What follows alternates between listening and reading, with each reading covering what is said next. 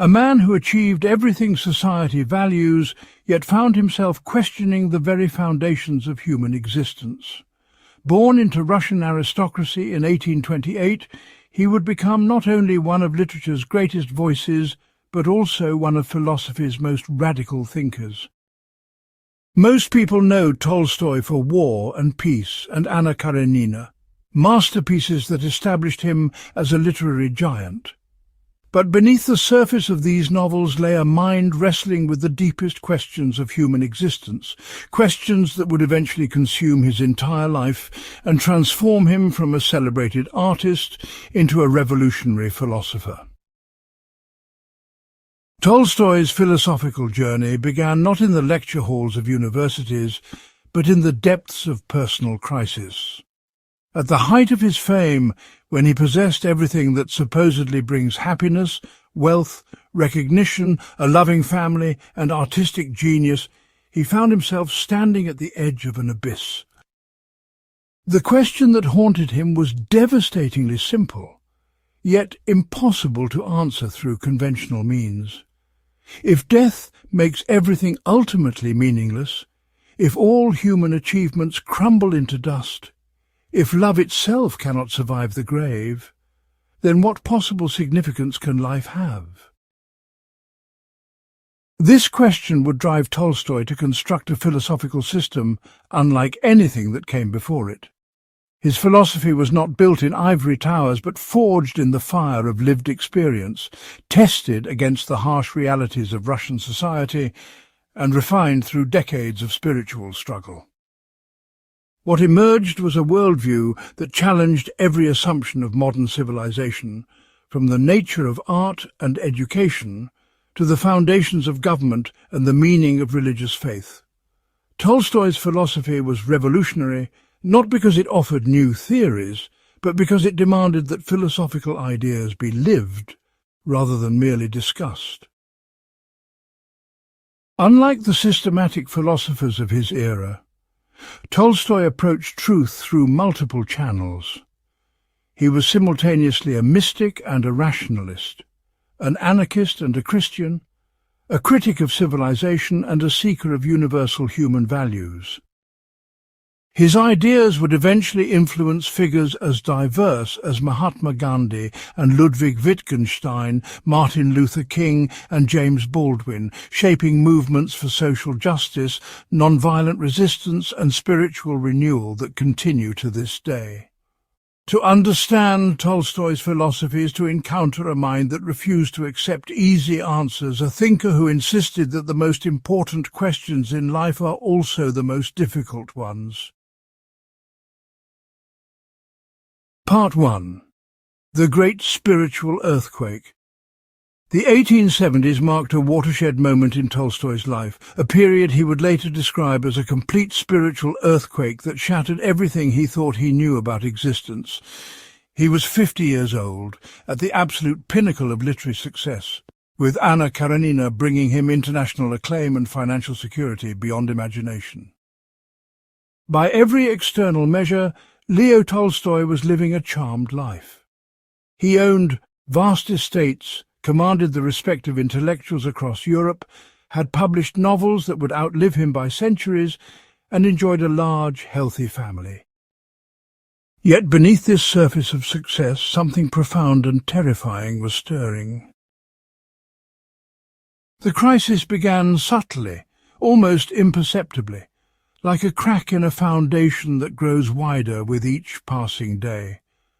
Tolstoy found himself unable to concentrate on his writing, unable to find pleasure in activities that had once brought him joy. More disturbing still, he began to question not just his own accomplishments, but the entire structure of human civilization. What was the point of writing great novels if the readers would eventually die and forget them? What was the meaning of accumulating wealth if it could not purchase even one additional day of life? Why bring children into a world where suffering and death were the only certainties? These questions might seem like the idle musings of a privileged man with too much time on his hands, but for Tolstoy they became matters of life and death in the most literal sense. He began to contemplate suicide with an intensity that frightened him. He removed ropes from his room and avoided carrying a gun, not trusting himself to resist the temptation to end what seemed like a meaningless existence. The irony was almost unbearable. Here was a man who had spent his career creating meaning through art, now finding himself unable to locate any meaning in existence itself. What made Tolstoy's crisis particularly agonizing was his intellectual honesty. He could not simply ignore these questions or distract himself with pleasure and activity, as many of his contemporaries did. His mind was too sharp, his moral sense too developed, to accept comfortable lies or conventional wisdom. He had always been a seeker of truth, and now that very commitment to truth was leading him into darkness. He tried to find answers in the philosophical and scientific works of his time, reading voraciously through German idealism, French positivism, and British empiricism. But every system he studied seemed to offer the same conclusion, that human life was ultimately without objective meaning or purpose. The turning point came when Tolstoy realized that his crisis was not unique to him, but was actually the hidden condition of his entire social class. The educated, wealthy elite of 19th-century Russia lived lives of elaborate artifice, surrounding themselves with culture, luxury, and philosophical sophistication to avoid confronting the fundamental meaninglessness of their existence. They attended operas and read novels and debated political theories, but none of these activities addressed the core question of why life was worth living. In fact, Tolstoy began to suspect that much of what passed for civilization was actually an elaborate system of distraction, designed to keep people from asking the most important questions. This insight led Tolstoy to one of the most radical realizations of his philosophical journey. He began to understand that the problem was not simply intellectual, but moral and spiritual. The reason that educated people could not find meaning in life was not because no meaning existed, but because they had structured their lives in ways that made meaning impossible to perceive. They had become parasites, living off the labor of others, consuming without producing, thinking without doing, talking about virtue without practicing it. How could such people expect to understand the purpose of existence when they had disconnected themselves from the fundamental realities of human life? How could they find meaning when they had never engaged in meaningful work, never experienced genuine hardship, never been forced to confront their own mortality in practical rather than theoretical terms?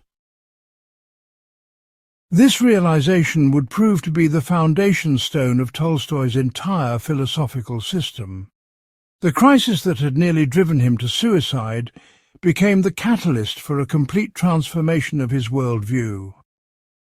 He began to understand that finding meaning in life was not simply a matter of thinking correctly, but of living correctly, not just of believing the right ideas, but of embodying them in daily practice. The answers he sought could not be found in books or lectures, but only through a fundamental reorientation of his entire existence. This insight would lead him on a spiritual journey that would transform not only his own life, but would eventually influence millions of people around the world who were struggling with the same fundamental questions about the meaning and purpose of human existence. Part 2. The battle between faith and reason.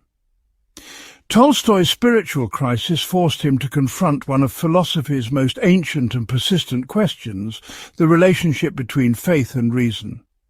For most of his adult life he had been a child of the Enlightenment, believing that human reason could ultimately solve all important problems and provide answers to life's deepest questions. He had dismissed religious faith as superstition, suitable perhaps for uneducated peasants, but beneath the dignity of an intellectual.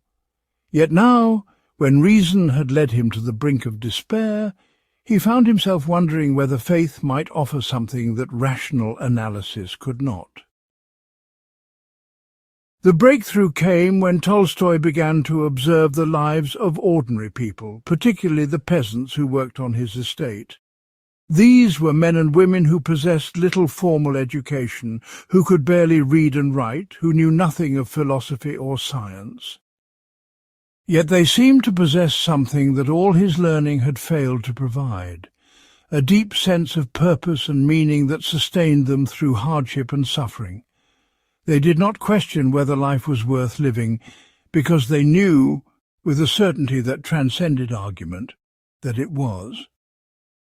They faced death without the existential terror that paralyzed educated people like himself.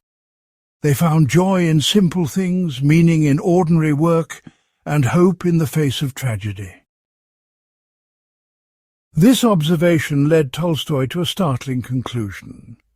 Perhaps the problem was not that life lacked meaning, but that rational analysis was fundamentally incapable of grasping the kind of meaning that life actually possessed. Maybe there were truths that could only be apprehended through faith, through a kind of knowing that bypassed the analytical mind entirely. This was not anti-rational exactly, but it suggested that reason had limits, that there were dimensions of reality that lay beyond its reach. Just as the eye cannot see ultraviolet light even though such light exists, perhaps the rational mind could not perceive the spiritual dimensions of existence even though they were real and powerful. Tolstoy began to understand faith not as the acceptance of irrational propositions, but as a different way of engaging with reality. Faith was not about believing impossible things, but about recognizing truths that could not be proven through logical argument. When a mother loves her child, she does not love because she has reasoned herself into it after careful analysis of the child's qualities. Love simply exists, immediately and certainly, as a fundamental fact of her experience. Similarly, when people have faith in the meaningfulness of existence, they are not making a logical error, but recognizing something that transcends logic entirely. They are responding to a truth that can only be known through lived experience rather than abstract thought. This insight revolutionized Tolstoy's understanding of knowledge itself. He came to see that there were essentially two kinds of truth in the world. There was scientific truth, which dealt with measurable, quantifiable aspects of reality and could be verified through experiment and logical analysis. This kind of truth was valuable for understanding how the physical world operated, but it could tell you nothing about why the world existed or what you should do with your life. Then there was spiritual truth, which dealt with questions of meaning, purpose, and moral obligation. This kind of truth could not be proven in a laboratory, but it was no less real for being unprovable. The key insight was that these two types of truth operated in different spheres and served different purposes. Trying to use scientific methods to answer spiritual questions was like trying to measure love with a ruler, or weigh hope on a scale. It was not that love and hope were unreal, but that they belonged to a different category of reality than the things that could be quantified and measured. Similarly, trying to use spiritual intuition to solve scientific problems was equally misguided. Faith could tell you that life had meaning, but it could not tell you how to build a bridge or cure a disease. Each type of knowledge had its proper domain, and confusion arose when people tried to apply one type of thinking to problems that required the other. This reconciliation of faith and reason became central to Tolstoy's mature philosophy. He was not abandoning reason but recognizing its limitations. Reason was an excellent tool for understanding the mechanics of existence, but it was powerless to address questions of ultimate meaning and purpose. For those questions, you needed faith, not as a substitute for thinking, but as a complement to it. Faith provided the foundation of meaning upon which rational thought could build, while reason provided the tools for working out the practical implications of faith-based insights. Together they could address the full range of human concerns in a way that neither could manage alone. Part 3. The Rejection of Organized Religion. Having discovered the importance of faith, Tolstoy might have been expected to embrace the Russian Orthodox Church, the dominant religious institution of his culture. Instead, he launched one of the most devastating critiques of organized religion ever written by a Christian believer. Tolstoy's attack on the Church was not motivated by atheism or anti-religious sentiment, but by his conviction that institutional Christianity had betrayed the original message of Jesus Christ. In fact, it was precisely because he took Christian teaching so seriously that he found the Church's practices so appalling. Tolstoy's critique began with a simple observation. There was a profound disconnect between what Jesus actually taught and what the Church practiced. Jesus had preached love for enemies, non-resistance to evil, and radical forgiveness. He had blessed the poor and warned against the dangers of wealth. He had rejected violence and called his followers to be peacemakers. Yet the Church that claimed to represent him blessed wars, accumulated vast riches, and supported political systems that oppressed the poor.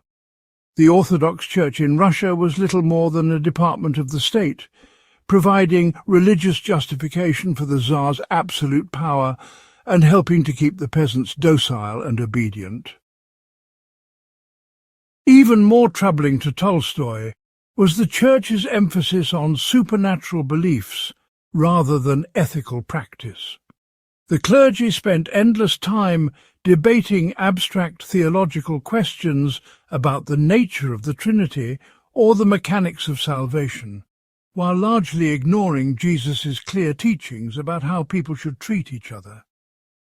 They insisted that salvation depended on believing the right doctrines and participating in the right rituals, rather than on actually following Christ's example of love and service. This struck Tolstoy as a fundamental perversion of Christianity, transforming a religion of ethics into a religion of magic. Tolstoy was particularly offended by the Church's claims to exclusive access to divine truth. The clergy presented themselves as intermediaries between God and ordinary people, as if the divine could only be reached through their mediation. This contradicted Jesus' teaching that the kingdom of heaven was within each person, accessible to anyone who sought it with sincere heart. Moreover, the Church's insistence that only Christians could be saved seemed to Tolstoy both arrogant and absurd. How could a loving God condemn billions of people simply for being born into the wrong culture or historical period? Such a doctrine made God seem less moral than an ordinary human being. Instead of the institutional Church, Tolstoy proposed a return to what he called primitive Christianity, the original message of Jesus stripped of centuries of theological elaboration and political compromise. This meant focusing on the Sermon on the Mount rather than the creeds, on ethical practice rather than supernatural beliefs.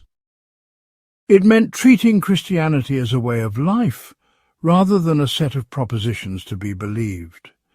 The essence of Jesus' teaching, as Tolstoy understood it, could be summarized in a few simple principles that any person could understand and follow.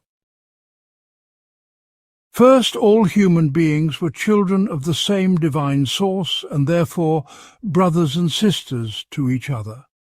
This meant that violence against another person was always wrong, regardless of the circumstances or justifications offered. Second, love was the fundamental law of existence, and all other moral principles were simply applications of this basic truth. Third, the kingdom of heaven was not a place you went after death, but a way of living in the present moment, characterized by peace, joy, and compassion. Fourth, true religion was not about beliefs or rituals, but about the transformation of character, the gradual replacement of selfishness with love. These principles were revolutionary in their simplicity and in their implications for how society should be organized. Tolstoy's religious views inevitably brought him into conflict with the Orthodox Church hierarchy. His writings were banned by the censors, and in 1901 he was formally excommunicated. The Church denounced him as a heretic and a dangerous influence on the faithful. But Tolstoy was undaunted by this opposition.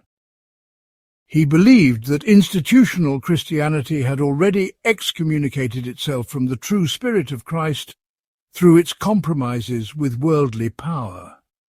The Church's rejection of him only confirmed his conviction that it had lost touch with the very message it claimed to represent. For Tolstoy, being cast out by such an institution was not a punishment but a liberation, freeing him to pursue authentic Christianity without the constraints of ecclesiastical politics and theological orthodoxy. Part 4. The Philosophy of Absolute Nonviolence. Perhaps no aspect of Tolstoy's philosophy was more radical or influential than his doctrine of absolute nonviolence. This was not merely a political strategy or a personal preference, but a fundamental principle that he believed lay at the heart of moral existence. For Tolstoy, the rejection of violence was not optional for anyone who claimed to be serious about ethics or spirituality. It was the inevitable conclusion that followed from taking the idea of human equality seriously. Tolstoy's commitment to non-violence grew directly out of his understanding of Jesus' teachings, particularly the command to love your enemies and turn the other cheek. Most Christians had interpreted these passages as counsel for personal relationships, not as principles for organizing society. But Tolstoy insisted that Jesus meant exactly what he said. If violence was wrong in personal relationships, how could it suddenly become right when practiced by governments or in the name of justice? If it was wrong to strike someone who insulted you, how could it be right to kill someone because a political leader declared them an enemy? Tolstoy saw no meaningful distinction between personal violence and institutional violence. The philosophical foundation of Tolstoy's pacifism was his belief in the fundamental equality of all human beings. Every person, regardless of their nationality, religion, social class or moral character, possessed the same divine spark that made them infinitely valuable. This meant that no one had the right to take another person's life, no matter what that person had done or might do. Violence was not just harmful to the victim but corrupting to the perpetrator, because it required you to deny the humanity of another person. Each act of violence made the world a little more brutal and made future violence more likely. Conversely, each act of non-violent resistance made the world a little more humane and demonstrated the possibility of resolving conflicts without destruction. Tolstoy was particularly critical of what he called legal violence, the brutality practiced by governments in the name of law and order. When a criminal committed murder, everyone recognized it as wrong. But when the state executed that same criminal, it was praised as justice. Tolstoy could see no moral difference between the two acts. Both involved the deliberate taking of human life, and both were based on the premise that some people deserved to die. In fact, he argued that state violence was worse than criminal violence because it claimed moral authority and corrupted the entire society. When governments practiced violence, they taught citizens that brutality was acceptable when practiced by the right people for the right reasons.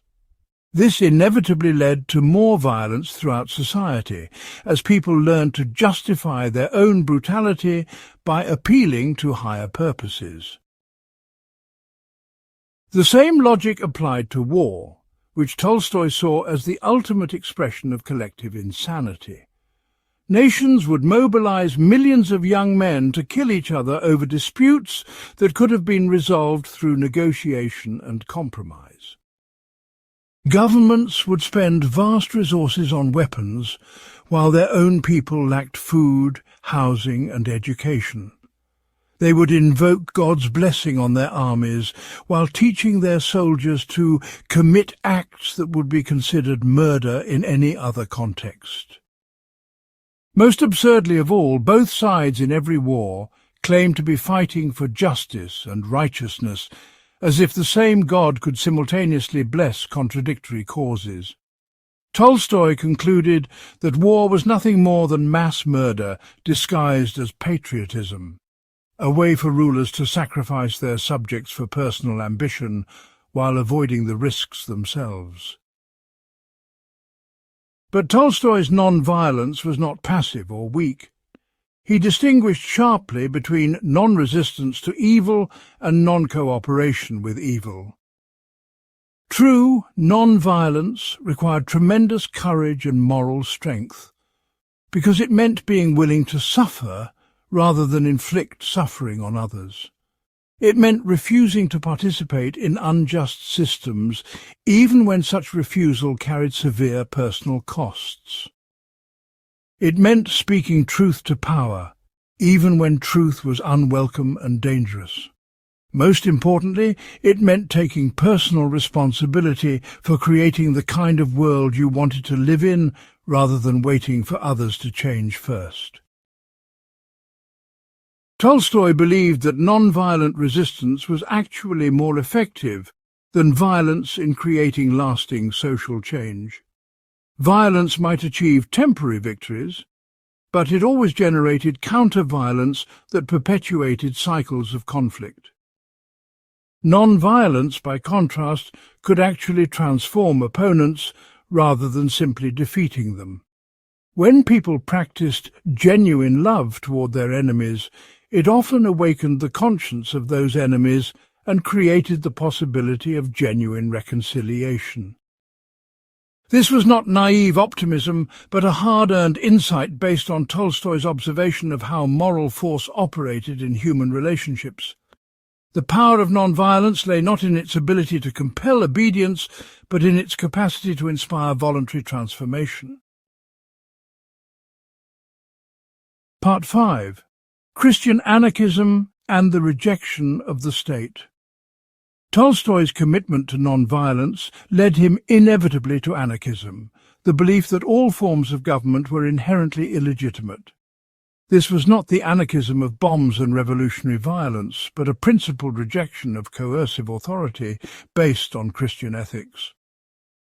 For Tolstoy, the state was simply organized violence on a massive scale, and no Christian could in good conscience participate in or support such an institution. This position put him at odds not only with conservative defenders of the existing order, but also with liberal reformers and revolutionary socialists who believed that political action could create a more just society. Tolstoy's critique of the state began with a simple observation about the nature of government power. All political authority ultimately rested on the threat of violence. Laws were not suggestions, but commands backed by the promise of punishment for those who disobeyed. Police existed to arrest those who violated state edicts. Armies existed to defend the state against external enemies and internal rebellions. Courts existed to determine how much violence should be applied to those who challenged state authority. Even the most democratic and benevolent government was still fundamentally an organization designed to compel obedience through the use or threat of force. For someone committed to absolute non-violence, cooperation with such an institution was impossible. But Tolstoy's anarchism went deeper than a simple rejection of government violence. He argued that the state was inherently corrupting to human nature because it concentrated power in the hands of a few individuals while teaching the masses to be obedient and passive. Political systems, whether monarchical or democratic, created artificial hierarchies that contradicted the fundamental equality of all human beings. They encouraged people to look to external authorities for guidance rather than developing their own moral judgment. They fostered nationalism and tribalism by teaching people to see themselves as members of competing groups rather than as part of a universal human family. Most perniciously, they created the illusion that social problems could be solved through legislation and enforcement rather than through individual moral transformation. Tolstoy was particularly critical of democracy, which many of his contemporaries saw as the solution to the problems of autocratic government. He argued that democracy was simply a more sophisticated form of tyranny, one that gave people the illusion of self-governance while keeping real power in the hands of political and economic elites. When people voted, they were not exercising meaningful control over their lives, but merely choosing which set of rulers would govern them for the next few years. The fundamental relationship remained the same, a small group of people making decisions that affected millions of others who had no real say in the matter. Moreover, democracy encouraged people to think that they could escape moral responsibility by delegating it to elected representatives. Instead of taking personal action to address social problems, they simply voted for politicians who promised to solve those problems through government programs. The alternative that Tolstoy proposed was not chaos, but a form of voluntary organization based on moral principles rather than coercive power. He envisioned communities of people who cooperated with each other not because they were forced to do so, but because they recognized their mutual dependence and shared humanity.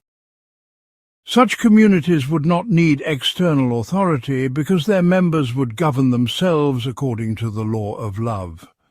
Conflicts would be resolved through discussion and moral suasion rather than through punishment and force.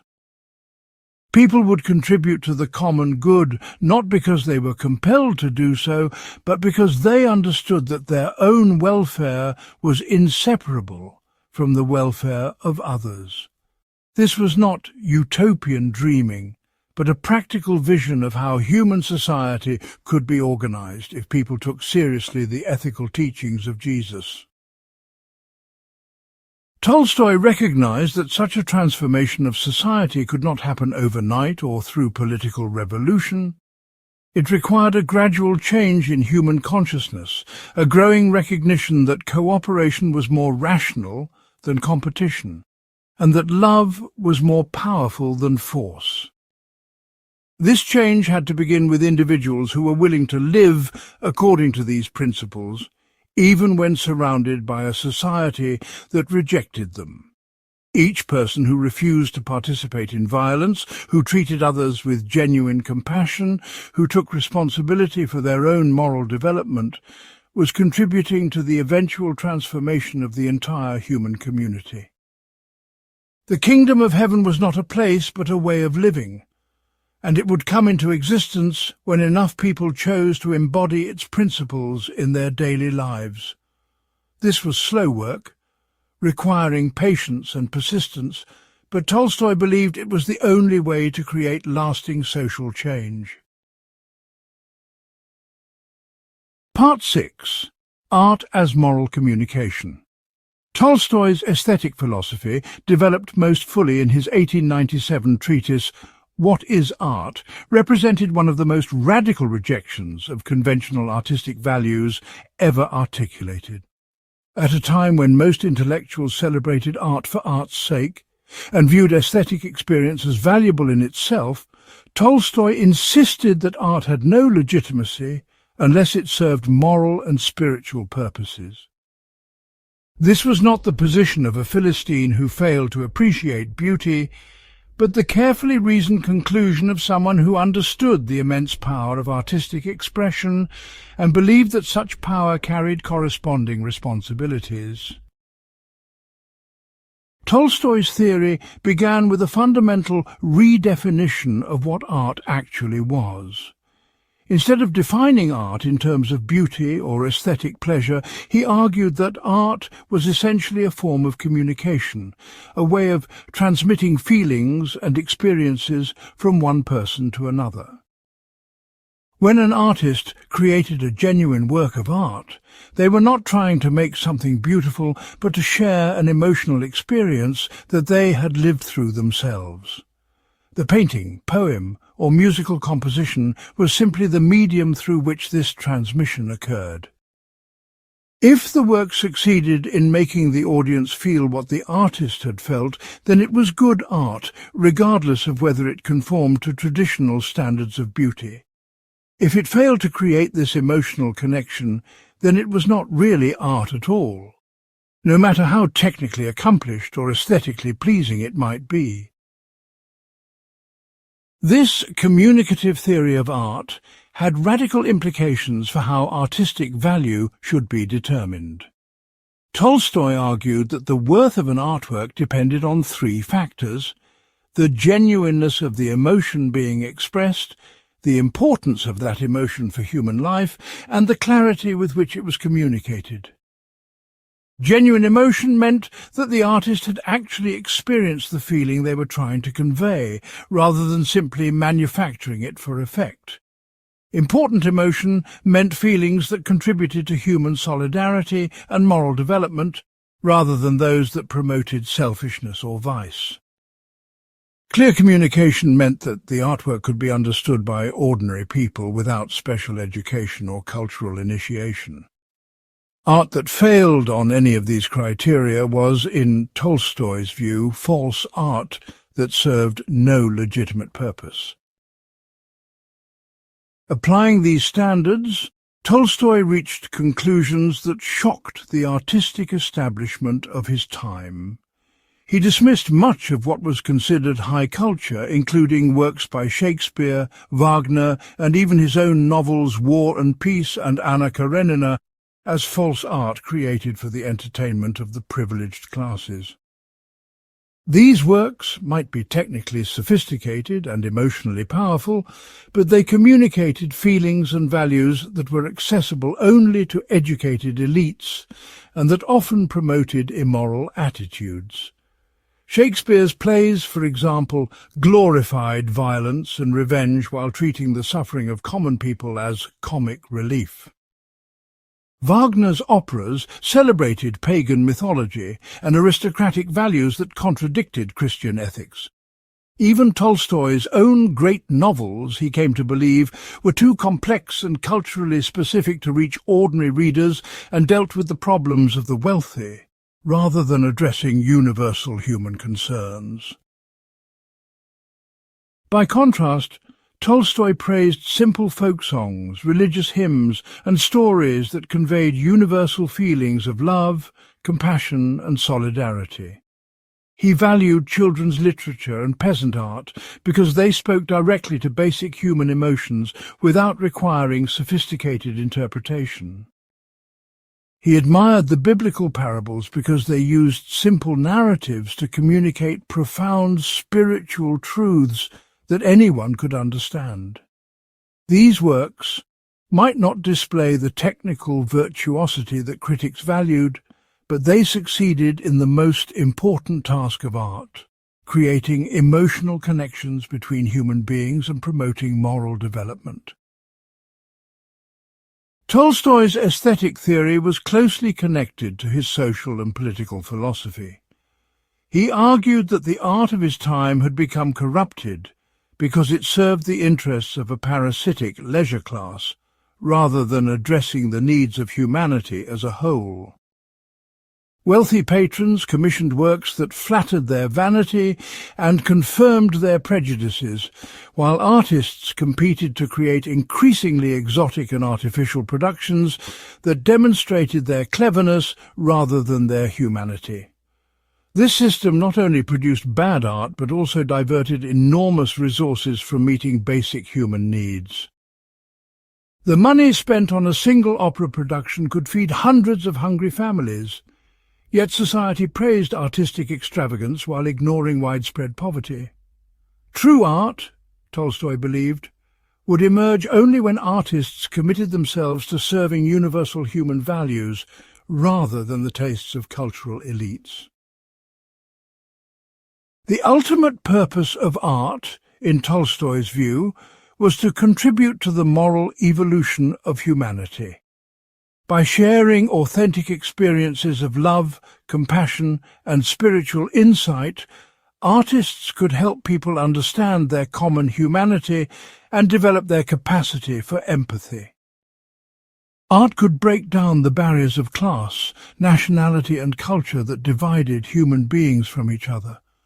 It could inspire people to live more ethically and to work for the creation of a more just and peaceful world. But this could only happen if artists themselves were committed to moral development and if they created works that spoke to the universal elements of human experience rather than to the particular interests of any single group.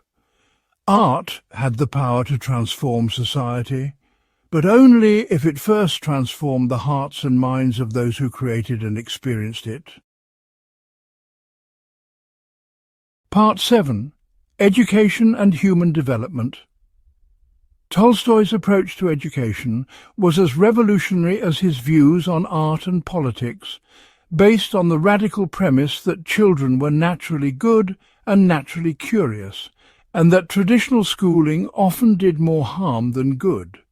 His educational philosophy grew out of his own experiences as a teacher at the school he established on his estate, where he experimented with methods that respected children's inherent dignity and learning capacity. These experiments convinced him that most educational problems stemmed not from children's deficiencies, but from adults' misunderstanding of how learning actually occurred. The foundation of Tolstoy's educational philosophy was his belief that every child possessed an innate desire to learn and grow. Children were naturally curious about the world around them and naturally motivated to develop their capabilities. They did not need to be forced to learn, but only needed to be provided with appropriate opportunities and guidance. Traditional education, with its emphasis on external rewards and punishments, actually corrupted this natural learning drive by teaching children to work for approval, rather than for the intrinsic satisfaction of understanding. Students learned to give teachers the answers they wanted to hear, rather than to think for themselves.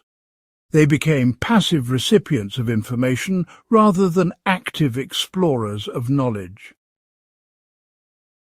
Tolstoy argued that the purpose of education should not be to stuff children's minds with facts and skills that adults thought they should know, but to help them develop their own capacity for thinking, feeling, and moral judgment.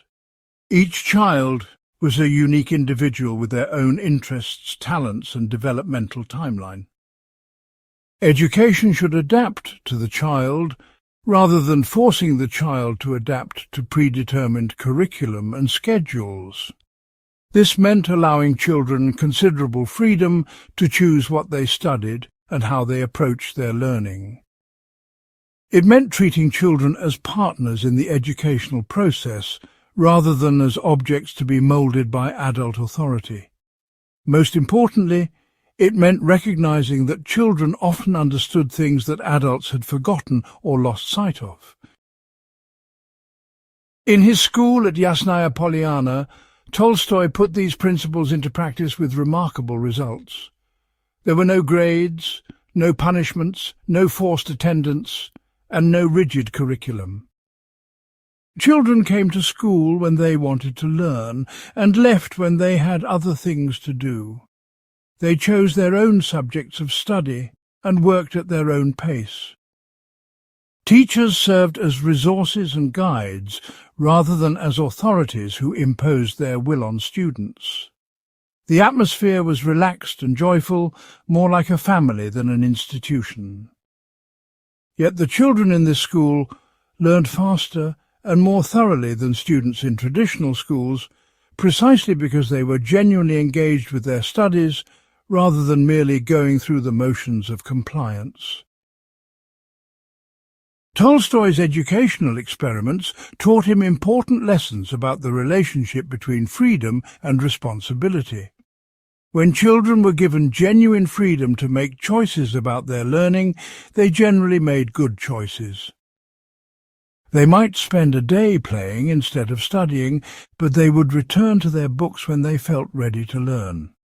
They might ignore subjects that adults thought important, but they would pursue areas of genuine interest with an intensity that far exceeded what could be achieved through external compulsion. Most importantly, they developed the capacity for self-direction and personal responsibility that traditional education failed to cultivate. Students who learned in freedom became adults who could think for themselves and make independent moral judgments. But Tolstoy's educational philosophy extended far beyond questions of pedagogy to encompass fundamental questions about the purpose of human development. He believed that the goal of education should be to help people become more fully human, more capable of love, compassion, and wisdom. This required not just intellectual development, but emotional and spiritual growth as well. Children needed to learn not just how to read and write and calculate, but how to live in harmony with others and how to find meaning and purpose in their existence. They needed to develop their capacity for moral reasoning and their sensitivity to beauty and truth. Most importantly, they needed to understand their connection to the larger human community and their responsibility to contribute to the common good. Tolstoy was particularly critical of education that prepared children for roles in an unjust social system. Schools that taught children to be obedient to authority, to compete with each other for scarce rewards, and to value material success above moral development were not truly educating but indoctrinating. They were perpetuating the very problems that made society dysfunctional in the first place. True education should prepare children to transform society rather than simply to succeed within its existing structures. It should give them the knowledge, skills, and moral foundation they needed to create a more just and peaceful world. This was not political indoctrination, but the natural result of helping children develop their full human potential in an environment of freedom, respect, and love. Part 8. The Economics of Justice. Tolstoy's economic philosophy was built on a foundation of moral outrage at the extreme inequality he witnessed in 19th-century Russia.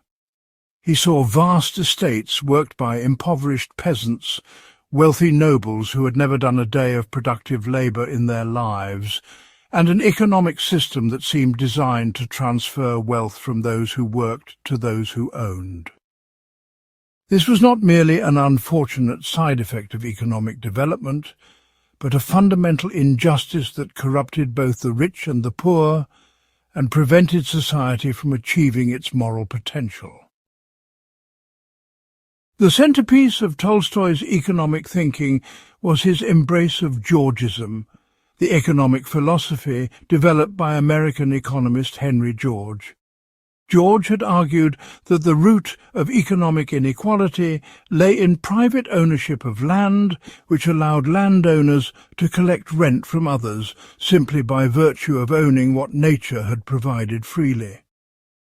Since land was not created by human labour, no individual had a legitimate claim to exclusive ownership of it. The earth belonged to all humanity in common, and any system that allowed some people to monopolize land while others were excluded was inherently unjust. Tolstoy found this argument completely convincing, and spent his later years trying to live according to its implications. He attempted to give away his land to the peasants who worked it, though legal and family complications made this more difficult than he had anticipated. But Tolstoy's economic philosophy went far beyond questions of land ownership to encompass fundamental questions about the nature of work and wealth. He argued that there was a crucial distinction between productive labour, which created real value, and parasitic income, which extracted wealth created by others. Farmers who grew food, craftsmen who made useful objects, and teachers who shared knowledge were contributing to human welfare and deserved to be compensated for their efforts. But landlords who collected rent, capitalists who lived off investment income, and aristocrats who inherited wealth without working for it were essentially thieves, taking what others had produced without giving anything in return. A just economic system would reward productive contribution while eliminating parasitic extraction. This would not only reduce inequality, but would also free human energy and creativity for genuinely beneficial activities. Tolstoy's critique of capitalism was particularly sharp because he saw it as a system that institutionalized and legitimized theft. Under feudalism, at least the extraction of wealth by the noble class was honest about its basis in force and tradition. But capitalism disguised exploitation as voluntary exchange, making it seem as if workers freely chose to sell their labour for wages that allowed them to survive while their employers accumulated vast fortunes. In reality, workers had no choice but to accept whatever terms were offered, because the alternative was starvation. The owners of capital could dictate terms because they controlled access to the means of production. This was not freedom, but a more sophisticated form of slavery, one that maintained the appearance of choice while ensuring that the fundamental power relationship remained unchanged. Tolstoy was equally critical of socialism, which he saw as an attempt to solve the problems of capitalism by making the state the universal capitalist. Transferring ownership from private individuals to government bureaucrats did not address the fundamental problem of some people living off the labour of others. It simply changed who got to be the parasite. Moreover, socialism required the use of state violence to implement and maintain, which contradicted Tolstoy's commitment to non-violence. Any system that had to be imposed by force was inherently illegitimate, regardless of how just its stated goals might be. True economic justice could only emerge from voluntary cooperation based on moral principles rather than from coercive redistribution enforced by political authority. The economic system that Tolstoy envisioned was based on the principle that everyone should contribute productive labour and everyone should share in the results of that labour. There would be no distinction between owners and workers because everyone would be both. People would work not because they were forced to do so, but because they understood that their own welfare depended on contributing to the common good. They would share resources not because they were compelled to do so, but because they recognized their fundamental interdependence. Such a system would not require external enforcement, because it would be based on mutual understanding and voluntary cooperation. It would be economically efficient because it would eliminate the waste associated with parasitic extraction and would harness everyone's productive potential. Most importantly, it would be morally just because it would reward contribution rather than exploitation and would recognize the equal dignity and worth of all human beings. Part 9. The Philosophy of Simple Living. Central to Tolstoy's entire worldview was the conviction that modern civilization had become dangerously disconnected from the basic realities of human existence. People in advanced societies surrounded themselves with artificial comforts and complex technologies that made them forget their dependence on the natural world and on each other. They pursued luxuries and status symbols that contributed nothing to genuine human welfare, while requiring enormous amounts of energy and resources to produce and maintain. Most perniciously, this artificial complexity created a class system in which some people lived lives of idle consumption while others laboured to support them. Tolstoy's advocacy of simple living was not motivated by ascetic hatred of pleasure or romantic nostalgia for the past, but by a careful analysis of what actually contributed to human happiness and moral development. He had lived at the pinnacle of luxury and sophistication, with access to the finest arts, foods, and material comforts that money could buy. Yet he had discovered that these things not only failed to bring happiness, but actually interfered with it by creating artificial needs and fostering competitive materialism. The more possessions people accumulated, the more time and energy they had to devote to maintaining and protecting those possessions. The more they defined themselves by what they owned rather than by who they were, the more anxious and insecure they became. Luxury was not just morally corrupting, but practically counterproductive, creating problems faster than it solved them. Simple living, by contrast, offered both practical and spiritual benefits. When people reduced their material needs to the essentials, they freed themselves from the endless cycle of earning and spending that consumed so much of modern life. They could devote more time to relationships, to creative pursuits, to moral and spiritual development, and to activities that brought genuine satisfaction rather than temporary pleasure. They could also reduce their dependence on systems of exploitation by learning to provide for their own basic needs rather than relying on the labour of others.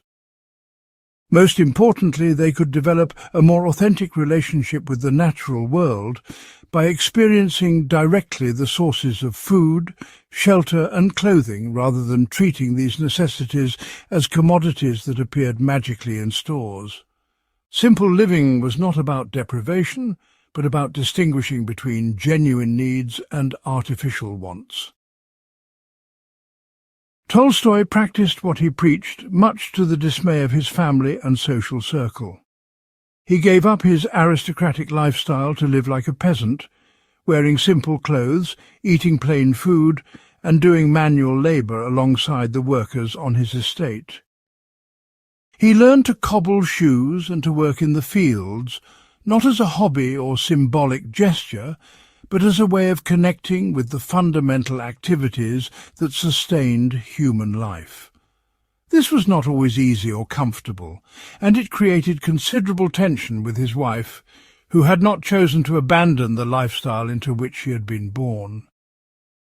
But Tolstoy found that physical work brought him a satisfaction and sense of purpose that intellectual activity alone could not provide.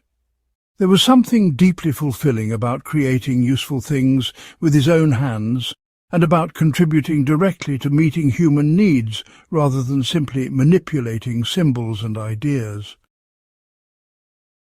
The philosophy of simple living was closely connected to Tolstoy's broader critique of modern civilization. He argued that technological progress had created a situation in which human beings were increasingly alienated from the sources of their own survival. City dwellers had no idea where their food came from or how their clothes were made. They lived in artificial environments that insulated them from natural cycles and seasonal changes. They worked at abstract jobs that seemed to have no connection to meeting basic human needs. This alienation made them vulnerable to manipulation by those who controlled the complex systems on which they depended. It also made them forget their kinship with the rest of the natural world and their responsibility to live in harmony with ecological limits. Simple living was not just a personal choice, but a form of resistance to this alienating system. Tolstoy recognized that not everyone could or should live exactly as he did, but he believed that everyone could and should simplify their lives to some degree. This might mean growing some of their own food, making some of their own clothes, or learning practical skills that reduce their dependence on commercial systems. It might mean choosing quality over quantity, buying fewer things, but ensuring that those things were well made and ethically produced. It might mean spending less time pursuing material advancement and more time developing relationships and personal growth. The specific details mattered less than the underlying principle of distinguishing between genuine needs and artificial wants, and of taking personal responsibility for the consequences of one's lifestyle choices. Simple living was ultimately about freedom, the freedom that came from not being enslaved by possessions, status, anxiety, or artificial needs. Part 10. The Critique of Modern Civilization. Tolstoy's analysis of modern civilization was comprehensive and devastating, encompassing everything from technology and urbanization to science and progress itself. He saw the modern world as a vast machine designed to separate human beings from each other and from the natural sources of life, creating artificial needs and dependencies that made genuine freedom and happiness impossible. This was not the perspective of someone who had never experienced modernity's benefits, but the hard-won insight of someone who had lived at its very centre and found it spiritually bankrupt. At the heart of Tolstoy's critique was his observation that modern civilization created a fundamental split between how people lived and what they claimed to believe. The same society that professed Christian values of love and brotherhood organized itself around competition and exploitation. The same culture that celebrated human dignity and equality maintained systems that condemned millions of people to poverty and ignorance. The same civilization that claimed to pursue truth and knowledge used that knowledge primarily to develop more efficient ways of killing people and exploiting natural resources.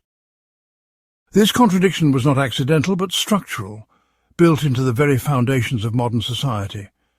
The pursuit of material progress inevitably came into conflict with moral and spiritual development, and modern civilization had consistently chosen material advancement while abandoning its stated ethical commitments.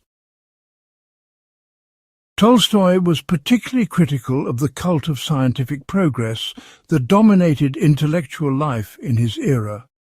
He did not oppose science itself, which he recognized as a valuable tool for understanding certain aspects of reality. But he was deeply skeptical of the belief that scientific and technological advancement automatically led to human improvement. The same scientific knowledge that could cure diseases could also create new weapons of mass destruction. The same technological capabilities that could improve communication and transportation could also be used for surveillance and control. Science was morally neutral, equally capable of serving good or evil purposes depending on how it was applied. Yet modern society had developed an almost religious faith in scientific progress, assuming that any advance in knowledge or capability was automatically beneficial regardless of its moral implications. This faith in progress was particularly dangerous because it encouraged people to abdicate their moral responsibility. Instead of asking whether particular developments were actually good for human beings, people simply assumed that change meant improvement and that newer was always better.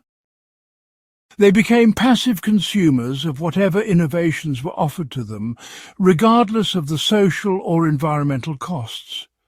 They lost the capacity to evaluate technological developments critically, or to reject those that were harmful.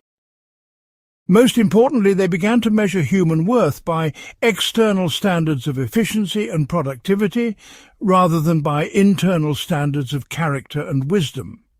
This led to a society that was increasingly sophisticated in its means, but increasingly confused about its ends. Tolstoy also saw modern urbanization as profoundly destructive to human nature. Cities concentrated large numbers of people in artificial environments that bore no resemblance to the natural settings in which human beings had evolved. Urban dwellers became dependent on complex systems for meeting their most basic needs, losing the skills and knowledge that had once made them self-sufficient. They were surrounded by strangers rather than by extended families and stable communities, leading to isolation and alienation despite being constantly surrounded by other people. They were exposed to constant noise, pollution and overstimulation that made quiet reflection and spiritual development difficult, if not impossible. Most importantly, they lost contact with natural cycles and seasonal rhythms, forgetting their place in the larger web of life. The alternative that Tolstoy proposed was not a return to some imagined golden age, but a conscious choice to organize society around human needs rather than technological capabilities. This would mean prioritizing simplicity over complexity, community over individualism, and moral development over material accumulation. It would mean using technology selectively, adopting only those innovations that actually improved human welfare, while rejecting those that created new problems or dependencies. It would mean designing cities and institutions to support human flourishing rather than economic efficiency. Most importantly, it would mean recovering the wisdom that modern civilization had lost in its rush toward progress. The understanding that human beings were part of nature rather than its masters, and that true advancement meant becoming more fully human rather than more efficiently productive. This transformation could not be imposed from above, but had to begin with individuals who chose to live according to these principles, even when surrounded by a society that rejected them. Part 11. Death and the Meaning of Life. Perhaps no aspect of Tolstoy's philosophy was more profound or personally urgent than his confrontation with mortality and its implications for human existence. His spiritual crisis had been triggered by the sudden overwhelming awareness that death made everything seem meaningless, that all human achievements and relationships were temporary and would eventually be forgotten.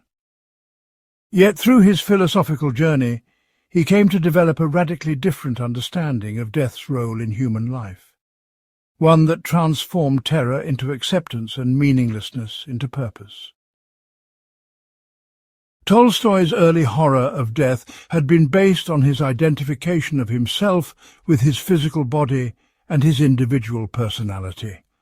From this perspective, death was indeed the ultimate catastrophe, the complete annihilation of everything that made him who he was. All his thoughts, memories, relationships, and accomplishments would simply cease to exist when his brain stopped functioning. This was the materialist view of human nature that dominated educated thinking in his time, and it led inevitably to existential despair. If human beings were nothing more than complex biological machines, then death was simply the breakdown of the machinery. and life was merely a brief interval between two eternities of non-existence. From such a perspective, nothing could have ultimate significance because everything was doomed to disappear.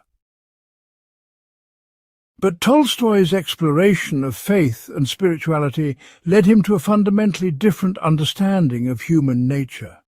He came to believe that the essential self was not the physical body or even the individual personality, but something deeper and more enduring. This true self was not separate from other people, but was part of a universal consciousness or divine life that connected all beings. Death was not the destruction of this true self, but simply its liberation from the limitations of individual existence. Just as a wave does not cease to exist when it returns to the ocean, but simply loses its temporary individual form, the human soul did not die, but returned to the universal source from which it had emerged. This was not personal immortality in the conventional sense, but something even more profound, participation in eternal life itself. This shift in perspective completely transformed Tolstoy's understanding of how life should be lived. If the goal was to preserve individual existence for as long as possible, then death was indeed the enemy, and life was a desperate struggle against inevitable defeat. But if the goal was to align oneself with the eternal principles that transcended individual existence, then death became relatively unimportant. What mattered was not how long you lived, but how well you lived, not what you accomplished for yourself, but what you contributed to the universal good. From this perspective, a life devoted to love, truth and service was meaningful regardless of how long it lasted, while a life devoted to selfish pursuit was meaningless regardless of how many years it continued. Death was still a reality to be faced, but it was no longer a source of ultimate terror because the most important part of existence transcended mortality altogether. Tolstoy's mature philosophy of death was closely connected to his understanding of moral obligation. If human beings were part of a larger whole, then their primary responsibility was to contribute to the welfare of that whole, rather than to pursue their own narrow interests. Each person had a unique role to play in the cosmic drama, a specific contribution to make to the ongoing evolution of consciousness and love in the universe. Fulfilling this role gave life meaning and purpose that did not depend on personal survival. In fact, attachment to individual existence actually interfered with fulfilling one's true purpose because it led to selfishness and fear. The person who was willing to sacrifice personal interests for universal good was paradoxically the one who achieved the closest thing possible to genuine immortality, living on through the positive influence they had on others and through their contribution to the eternal values that transcended time. This understanding of death and meaning had practical implications for how Tolstoy approached daily life. He tried to live each day as if it might be his last, not in the sense of pursuing immediate pleasure, but in the sense of focusing on what was truly important. He sought to resolve conflicts, express love, and contribute to others' welfare, rather than postponing these activities until some future time that might never come.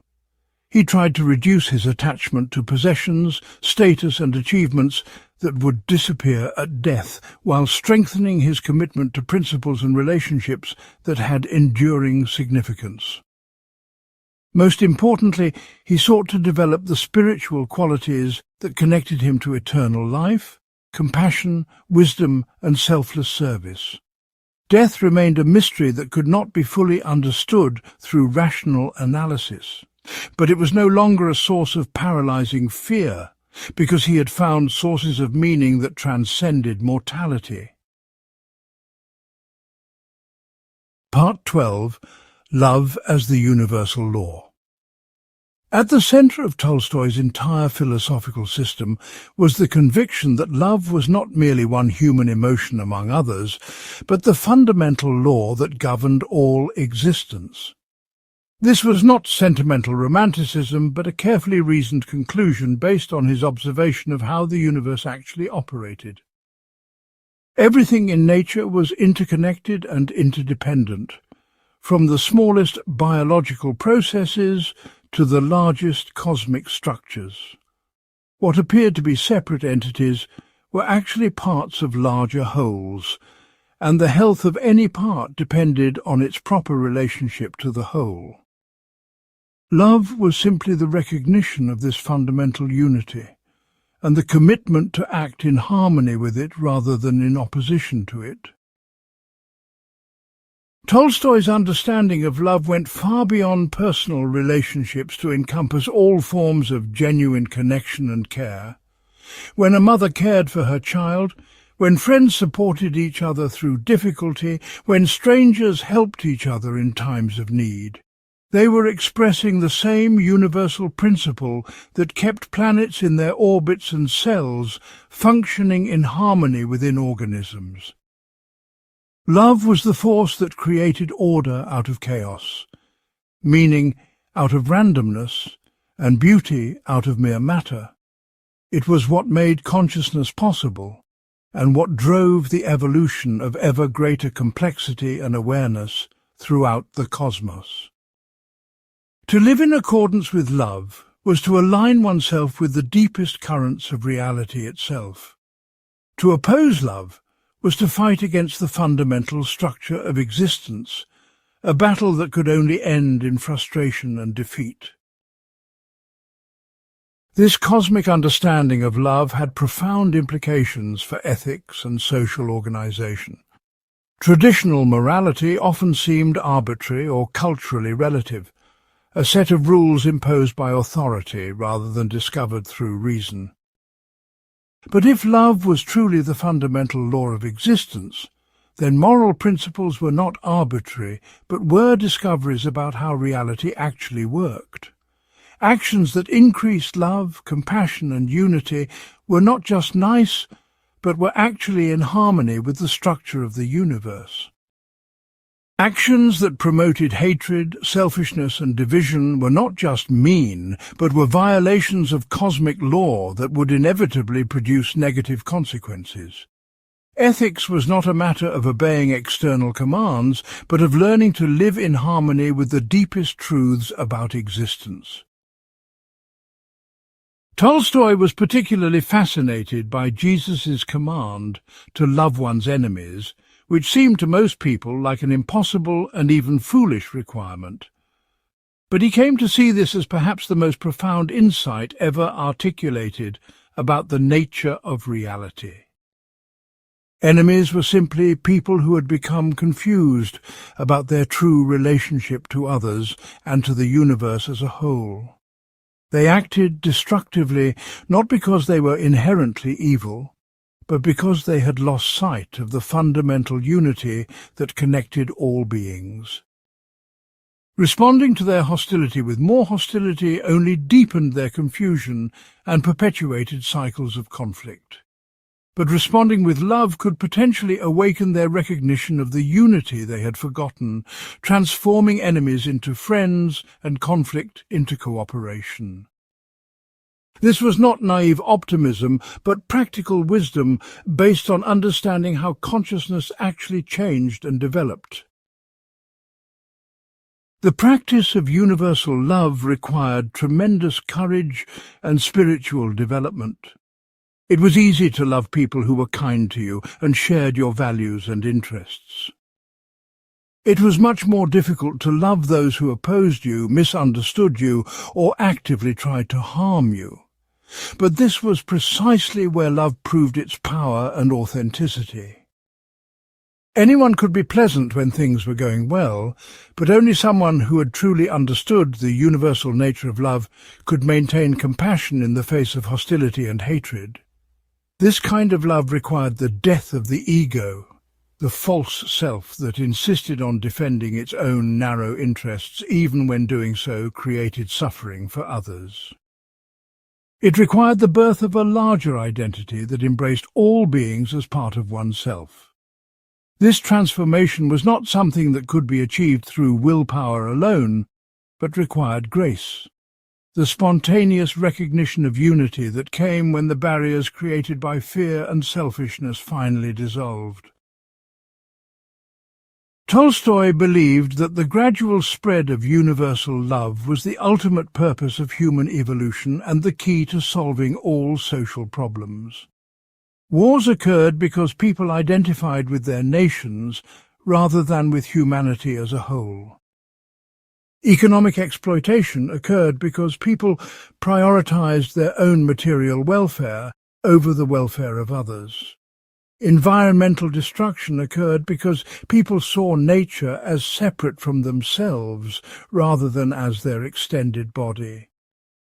All these problems would disappear naturally when people truly understood their fundamental interconnectedness and learned to love the whole as much as they currently loved the parts they identified with. This transformation could not be forced or legislated, but had to arise spontaneously from growing spiritual awareness. Each person who learned to love more fully was contributing to the eventual transformation of the entire human community, and ultimately to the realization of heaven on earth. Part 13. The Philosophy of History. Tolstoy's understanding of historical change was as revolutionary as his views on individual morality, challenging the dominant belief that great events were shaped by the decisions of powerful leaders and political elites. His massive novel, War and Peace, was not just a story about the Napoleonic era, but a philosophical argument about how history actually worked.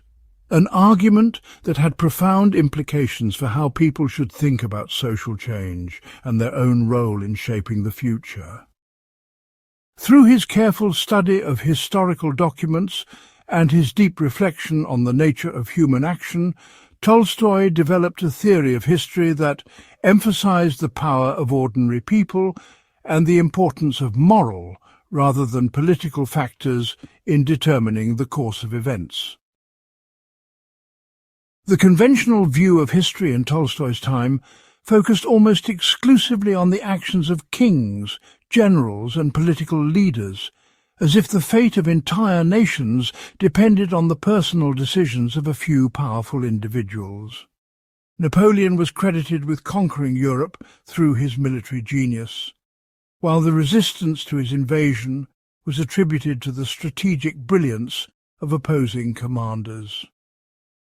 This great man theory of history was appealing because it made complex events seem comprehensible and gave people the illusion that they could understand and control historical change by studying the lives and decisions of important figures. But Tolstoy found this explanation completely unconvincing when he examined the actual evidence. When Tolstoy studied the details of historical events, he discovered that the supposed great men of history were often as confused and powerless as everyone else. Napoleon's invasion of Russia was not the result of careful planning and strategic genius, but a series of miscalculations and reactions to circumstances beyond his control. The Russian resistance was not orchestrated by brilliant generals, but emerged spontaneously from the actions of millions of ordinary people who simply refused to submit to foreign domination. The outcome of battles depended less on the commands of officers than on the courage and initiative of common soldiers who had to make split-second decisions in the chaos of combat. History was not the work of great individuals, but the collective result of countless small actions by ordinary people responding to their immediate circumstances. The so-called leaders were often simply people who happened to be in positions where their personal decisions became visible, while the real forces shaping events operated at a much deeper level. This insight led Tolstoy to develop what might be called a democratic theory of historical change. Real power lay not with political authorities, but with the mass of ordinary people whose daily choices and actions created the conditions within which political events occurred. When a society was morally healthy, with people committed to truth, justice and mutual care, it could resist external threats and internal corruption, regardless of the quality of its official leadership. When a society was morally corrupt, with people focused on selfish interests and material gain, it would be vulnerable to conquest and collapse, no matter how brilliant its rulers might be. History was essentially the working out of moral forces on a massive scale, the gradual triumph of love over hatred, truth over falsehood, and justice over oppression.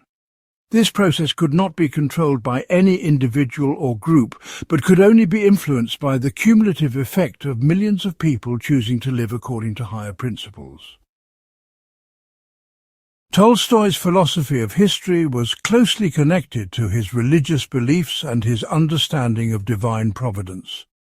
He believed that there was a moral structure to the universe that ultimately ensured that good would triumph over evil, even though this triumph might take centuries or millennia to achieve. Individual events might seem random or unjust, but the overall direction of history was toward greater freedom, equality, and brotherhood. This was not because of any mechanical law of progress, but because consciousness naturally evolved toward higher levels of understanding and compassion when it was not distorted by false beliefs and corrupt institutions. People naturally wanted to live in harmony with each other and with the divine source of existence. Conflict and suffering arose when this natural tendency was blocked by ignorance, fear, and selfish ambition. As these obstacles were gradually overcome through education and spiritual development, society would naturally evolve toward greater justice and peace. This understanding of history had important implications for how people should approach social and political action. Since real change came from the bottom up rather than from the top down, the most effective way to influence history was not to seek political power, but to focus on personal moral development and to help others do the same. Each person who learned to live according to higher principles was contributing to the eventual transformation of the entire society. Each person who chose love over hatred, truth over falsehood, and service over selfishness was helping to create the conditions within which positive political change could occur. This work was slow and often invisible, but it was more powerful in the long run than any political revolution or military conquest. History was ultimately the story of consciousness evolving toward ever greater awareness of unity and love, and each individual had a crucial role to play in this cosmic drama. Part 14. Social Justice and Class Critique. Tolstoy's analysis of social inequality was not that of a detached observer, but of someone who had lived at the very pinnacle of privilege and had come to understand the profound moral corruption that such privilege entailed. As a member of the Russian aristocracy, he had enjoyed vast wealth, extensive leisure, and complete freedom from physical labour, all supported by the back-breaking toil of serfs who lived in conditions barely above subsistence. This experience gave him unique insight into both the psychological effects of extreme inequality and the elaborate ideological structures that the privileged classes created to justify their position. What struck Tolstoy most forcefully was the complete disconnection between the lifestyle of the rich and the actual sources of wealth and comfort they enjoyed. Aristocrats lived in magnificent houses, but had no idea how those houses were built or maintained. They ate elaborate meals, but had never grown, harvested, or prepared food themselves. They wore fine clothes but had never spun thread, woven fabric, or sewn garments. They surrounded themselves with beautiful objects but had never learned the skills required to create such beauty. In short, they were completely dependent on the labour of others for everything that made their lives comfortable and pleasant. Yet they contributed nothing productive in return. They were parasites who had convinced themselves that they deserved their privileged position because of their superior breeding, education, or cultural refinement. This parasitic relationship was not just economically exploitative, but morally devastating to both the exploiters and the exploited. The wealthy classes lost touch with the fundamental realities of human existence because they never had to engage directly with the natural world or with the practical challenges of survival. They developed elaborate artificial needs and sophisticated tastes that required enormous amounts of labour to satisfy but contributed nothing to genuine human welfare. They became obsessed with status, fashion and cultural competition because they had no meaningful work to occupy their time and energy. Most importantly, they lost their capacity for moral development because they were insulated from the consequences of their choices and had no experience of genuine hardship or sacrifice. Wealth and privilege were not rewards for virtue, but obstacles to achieving virtue. Meanwhile, the labouring classes were systematically prevented from developing their full human potential by the conditions imposed on them by economic necessity. They had to work such long hours just to survive that they had no time for education, cultural development, or spiritual growth. They were kept in ignorance deliberately because educated workers would be more likely to question the legitimacy of the system that exploited them. They were encouraged to find escape in alcohol, gambling, and other forms of self-destructive behaviour that provided temporary relief from their misery while ensuring that they remained trapped in their subordinate position. The same system that gave the rich too much leisure gave the poor too little, preventing both groups from achieving the balanced life that human flourishing required. Economic inequality was not just a distribution problem, but a barrier to the moral and spiritual development of the entire society. Tolstoy's critique extended beyond economic relationships to encompass the cultural and intellectual justifications that the privileged classes developed for their position. The art, literature, philosophy and even religion of his time were largely created by and for the wealthy, reflecting their values and interests while ignoring or misrepresenting the experiences of the majority of humanity. High culture became a form of class marker, a way of distinguishing the refined from the vulgar, rather than a means of expressing universal human truths. Education was designed to prepare people for their predetermined roles in the social hierarchy, rather than to develop their full potential as human beings.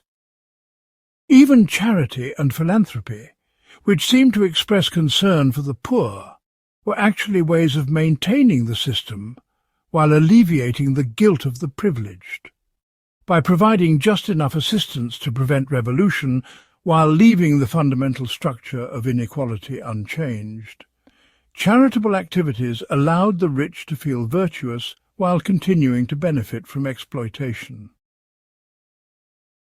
The solution that Tolstoy proposed was not political revolution, which would simply replace one set of exploiters with another, but a gradual transformation of consciousness that would make exploitation impossible. This required people in privileged positions to voluntarily renounce their advantages and to commit themselves to productive labour and simple living. It required those in subordinate positions to refuse to accept their exploitation and to demand the dignity and respect that all human beings deserved. Most importantly, it required everyone to recognise that true security and happiness could only be achieved when all people had access to the conditions necessary for human flourishing. No one could be truly free while others remained enslaved, and no one could be genuinely happy while others suffered from preventable deprivation. Social justice was not just a political goal, but a spiritual imperative, an expression of the fundamental unity that connected all human beings to each other and to the divine source of existence. Part 15. Personal transformation and self-perfection. Central to Tolstoy's entire philosophical system was the conviction that meaningful social change had to begin with individual transformation, that no external revolution could succeed without an internal revolution in consciousness and character. This was not the position of someone who was indifferent to social problems or who wanted to avoid political engagement, but the hard-won insight of someone who had tried many different approaches to improving the human condition and had discovered that lasting change required a different kind of work entirely. The project of self-perfection was not selfish navel-gazing, but the most practical thing anyone could do to make the world a better place. Tolstoy's understanding of personal transformation was based on his recognition that most human problems stemmed from false beliefs about the nature of the self and its relationship to others. People suffered because they identified themselves with their egos, their individual personalities, their social roles and their material possessions, all of which were temporary and ultimately illusory. They sought happiness through accumulating wealth, achieving status, dominating others, and satisfying desires, all of which led inevitably to frustration and disappointment, because they were based on the false premise that the individual self was separate from and in competition with the rest of existence. True happiness could only be found by recognizing the fundamental unity that connected all beings and by aligning one's actions with this deeper reality rather than with the demands of the ego. This recognition was not primarily intellectual, but experiential, something that had to be lived rather than simply understood. It required a gradual process of letting go of attachments, fears and illusions that had been built up over a lifetime of conditioning. It required developing new habits of thought and action that expressed love rather than selfishness, truth rather than self-deception, and service rather than exploitation. Most importantly, it required the courage to face honestly the ways in which one's own life contributed to the suffering and injustice in the world, and the commitment to make whatever changes were necessary to align one's actions with one's highest understanding. Tolstoy's own journey of personal transformation was painful and often chaotic, involving dramatic changes in lifestyle, values and relationships that created considerable turmoil for himself and his family. He struggled with his own selfishness, pride and attachment to comfort and status. He made mistakes and experienced setbacks that forced him to confront the gap between his ideals and his actual behavior. He discovered that intellectual understanding of spiritual principles was very different from embodying those principles in daily life. But he also experienced the profound satisfaction that came from gradually freeing himself from illusions and learning to live with greater authenticity and purpose. Each step toward greater truth and love brought its own rewards, even when it also brought new challenges and difficulties. The process of self-perfection that Tolstoy advocated was not about becoming perfect in some absolute sense, which he recognized was impossible for human beings, but about making steady progress toward greater alignment with one's highest understanding of truth and morality. It was about becoming more conscious of one's thoughts, emotions and actions, and taking responsibility for their effects on others. It was about developing greater capacity for love, compassion and service, and less attachment to ego gratification and material accumulation. It was about learning to see through the illusions created by social conditioning and to respond to life from a place of wisdom rather than from automatic patterns of reaction. This work was never finished, because consciousness could always expand further, and love could always deepen. But each stage of development brought its own fulfillment and contributed to the overall evolution of human awareness. Tolstoy believed that personal transformation was contagious, that each person who committed themselves seriously to this work influenced everyone around them in subtle but powerful ways. When someone lived with genuine authenticity and love, others could sense it even if they could not articulate what they were sensing. This example challenged others to examine their own lives and to consider whether they too might be capable of greater truth and goodness. It created ripples of influence that spread far beyond what any individual could track or measure.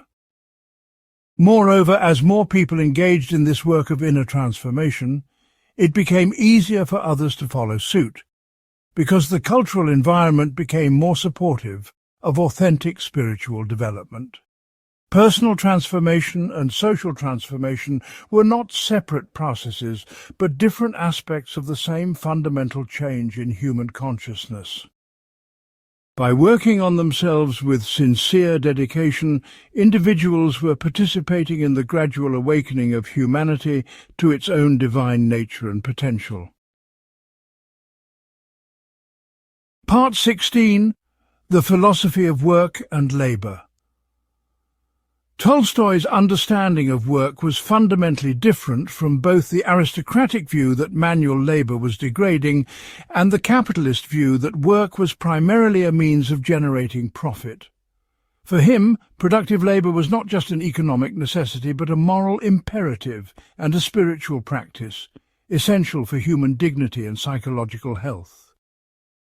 His philosophy of work grew out of his own experience of transitioning from a life of leisure to one of physical labour, and his observation of how this change affected both his character and his understanding of existence itself.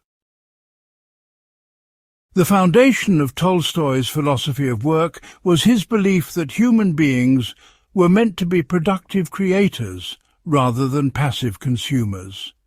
Every person had an obligation to contribute to meeting the basic needs of the human community through their own efforts. This was not just a matter of economic fairness, but of psychological and spiritual necessity. People who lived entirely off the labour of others became disconnected from the fundamental realities of existence and lost their capacity for genuine satisfaction and moral development. They might accumulate wealth and luxury, but they could never achieve the deep contentment that came from creating something useful with their own hands and contributing directly to human welfare. Work was not a curse, but a blessing, the means through which people connected with the creative forces of the universe and expressed their own divine nature. Tolstoy distinguished sharply between productive work, which created real value, and parasitic activity, which simply redistributed wealth created by others. Farming, craftsmanship, teaching, healing, and artistic creation were examples of productive work because they resulted in goods or services that actually improved human life. Financial speculation, rent collection, bureaucratic administration, and luxury production were examples of parasitic activity because they consumed resources without adding real value. The problem with modern civilization was that it had created vast systems that rewarded parasitic activity while devaluing productive work. People who grew food or made necessary objects were paid barely enough to survive, while people who manipulated money or managed property accumulated enormous wealth. This inverted value system not only created economic inequality, but also corrupted the moral understanding of the entire society. The spiritual dimension of work was particularly important to Tolstoy's philosophy. When people engaged in genuine productive labour, they participated directly in the creative processes that sustained life itself. The farmer who planted seeds was cooperating with the mysterious forces that transformed earth, water and sunlight into food. The craftsman who shaped wood or metal was channeling the same creative intelligence that formed mountains and rivers. The teacher who shared knowledge was participating in the evolution of consciousness itself. This kind of work was not just a way of earning money, but a form of prayer, a way of expressing gratitude for existence and contributing to the ongoing creation of the world. It connected people directly with the sources of life and reminded them of their dependence on forces far greater than their individual egos. Tolstoy also understood that work had crucial social and psychological functions beyond its economic role. Shared labour created bonds between people that could not be achieved through mere conversation or social interaction. When people worked together toward common goals, they developed mutual respect and understanding that transcended differences of class, education, or cultural background. Physical work also provided a healthy balance to intellectual activity, preventing the kind of mental imbalance that led to anxiety, depression, and existential crisis. People who spent their days thinking needed to also spend time working with their hands in order to maintain psychological health and stay connected to practical reality. Most importantly, productive work gave people a concrete sense of purpose and accomplishment that abstract philosophical or artistic pursuits often failed to provide. The ideal that Tolstoy proposed was a society in which everyone participated in productive labour according to their abilities, and everyone shared in the results according to their needs. This would not be imposed by government authority, but would emerge naturally when people understood their fundamental interdependence and learned to value contribution over accumulation. Such a society would not eliminate specialization or individual talents, but it would ensure that everyone had experience with basic productive activities and that no one lived entirely off the labor of others. It would also eliminate the artificial distinction between mental and physical work, recognizing that both were necessary for human flourishing and that the healthiest individuals and communities combined both types of activity. Work would no longer be something that people had to do in order to survive, but something they chose to do in order to express their creativity and contribute to the common good. This transformation would not happen overnight, but it could begin with individuals who chose to live according to these principles, even within existing economic structures. Part 17. Sexuality, Marriage, and Human Relationships. Perhaps no aspect of Tolstoy's philosophy was more controversial or personally challenging than his views on sexuality and marriage, which evolved from conventional acceptance of aristocratic marriage arrangements to an almost ascetic rejection of sexual desire as fundamentally incompatible with spiritual development. His thinking on these matters was deeply influenced by his own struggles with sexual passion, and his growing conviction that true love was spiritual rather than physical in nature. While his extreme positions on these topics were often rejected, even by his most devoted followers, they reflected his characteristic refusal to accept comfortable compromises when pursuing ultimate truth.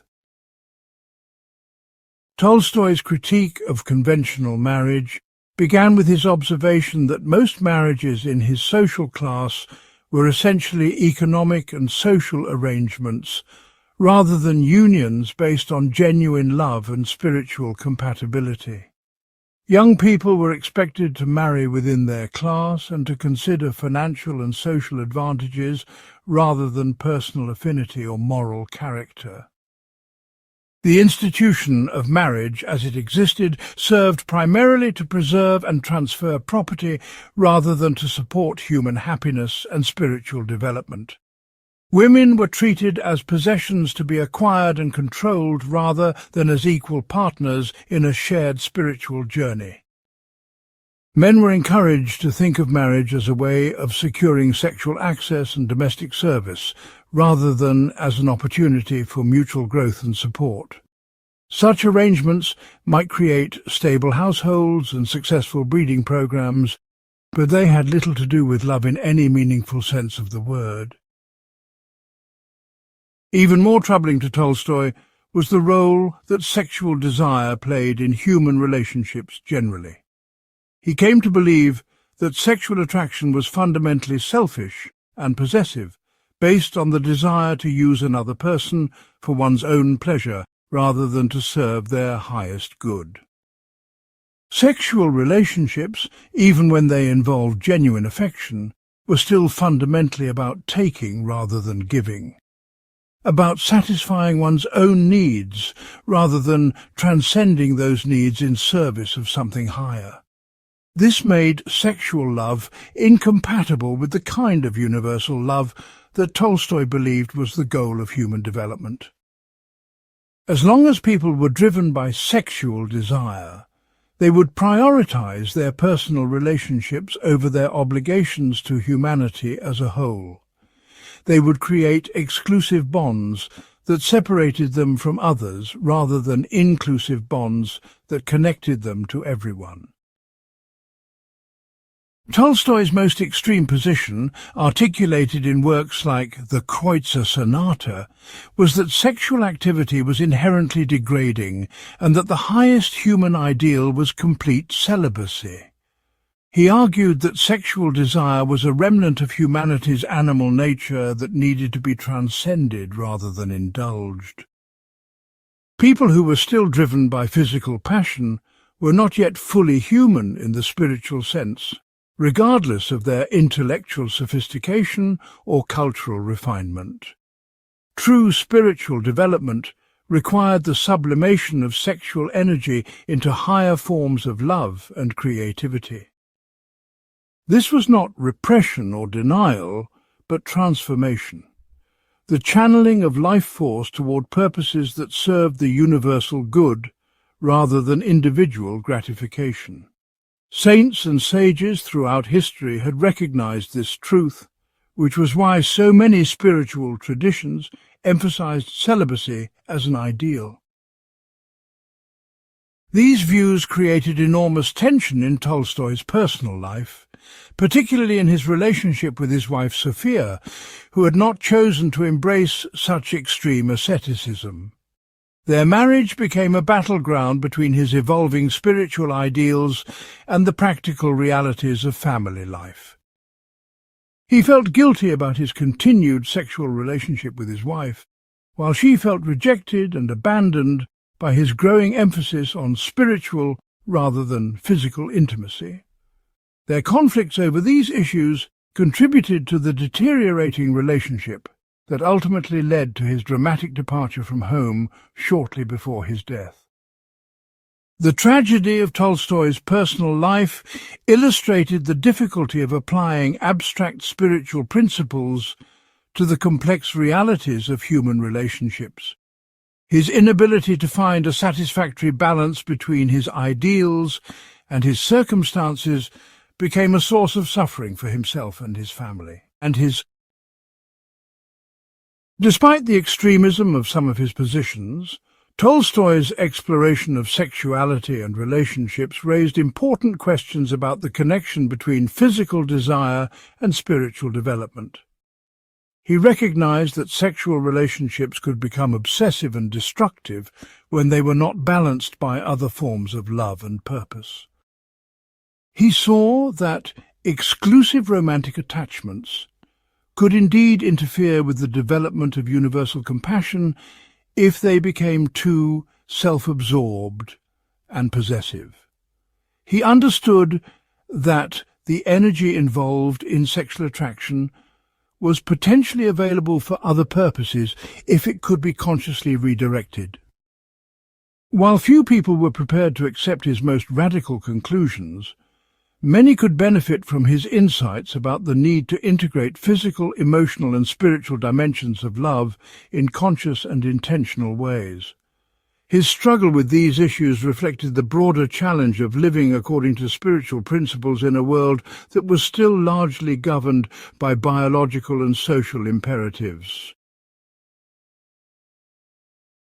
Part 18. The Understanding of Suffering. Tolstoy's philosophy of suffering was shaped by his acute awareness that existence seemed to contain an overwhelming amount of pain, injustice and loss that appeared to serve no obvious purpose.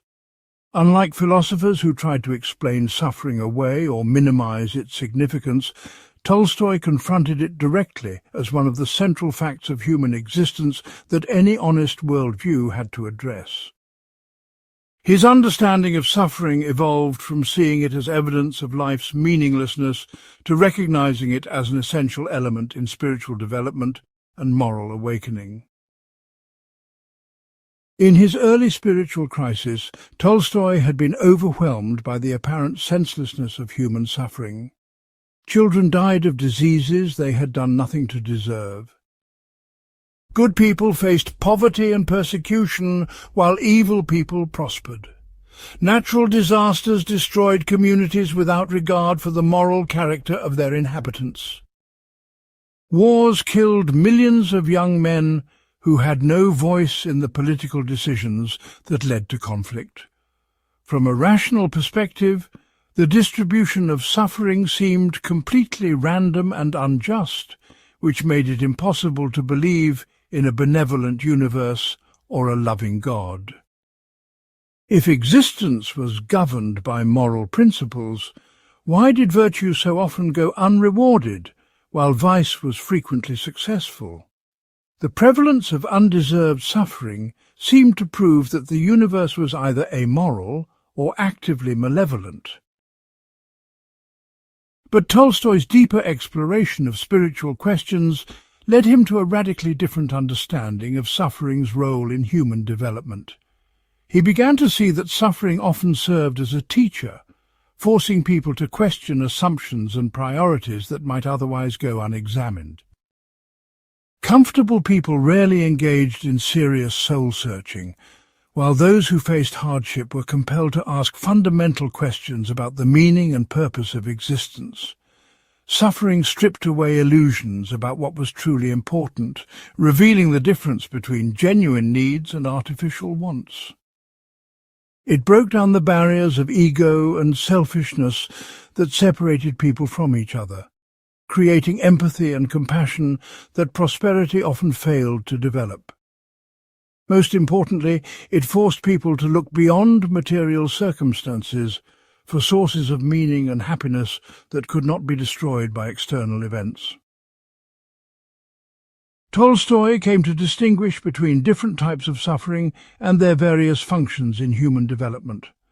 Some suffering was clearly unnecessary and resulted from human ignorance, selfishness and injustice. Poverty caused by economic exploitation, violence resulting from hatred and fear, and illness stemming from unhealthy living conditions were examples of suffering that could and should be eliminated through better understanding and more compassionate action. But other forms of suffering seemed to be inherent in the human condition and served important purposes that were not immediately obvious. The grief that followed the death of loved ones, the frustration that arose from the gap between ideals and reality, and the loneliness that came from feeling misunderstood were examples of suffering that might be unavoidable, but that also contributed to psychological and spiritual maturation. Such suffering was not a design flaw in existence, but an essential element in the process through which consciousness evolved toward greater wisdom and compassion. The key insight that transformed Tolstoy's relationship to suffering was his recognition that its meaning depended largely on how people responded to it. Suffering could either embitter and destroy people, or it could refine and strengthen them, depending on their attitude and understanding. Those who responded to hardship with hatred, resentment, and self-pity often became worse rather than better through their trials. But those who accepted suffering as an opportunity for learning and growth often emerged from their difficulties with greater depth, wisdom, and capacity for love. The same external circumstances could produce completely different internal results depending on the consciousness that encountered them. This meant that people had much more control over their experience than was commonly recognized, not by avoiding suffering but by transforming their relationship to it. Tolstoy's mature philosophy of suffering was closely connected to his understanding of spiritual development and moral evolution. He believed that consciousness naturally sought greater truth, love, and unity, but that this evolution required the breakdown of false beliefs and selfish attachments that people clung to for security. Suffering was often the force that accomplished this breakdown, forcing people to let go of illusions that no longer served them and to open themselves to higher possibilities. From this perspective, even apparently meaningless suffering could serve a cosmic purpose by contributing to the overall evolution of consciousness toward greater awareness and compassion. This did not mean that people should seek out suffering or fail to work toward eliminating unnecessary pain and injustice, but it did mean that suffering, when it came, could be received as a teacher rather than simply endured as a punishment, and that its lessons could contribute to both individual development and the gradual transformation of human society as a whole. Part 19. Women, Gender and Human Equality. Tolstoy's views on women and gender reflected both the progressive insights of his spiritual philosophy and the limitations of his 19th century cultural background, creating a complex and often contradictory set of positions that evolved significantly over the course of his life.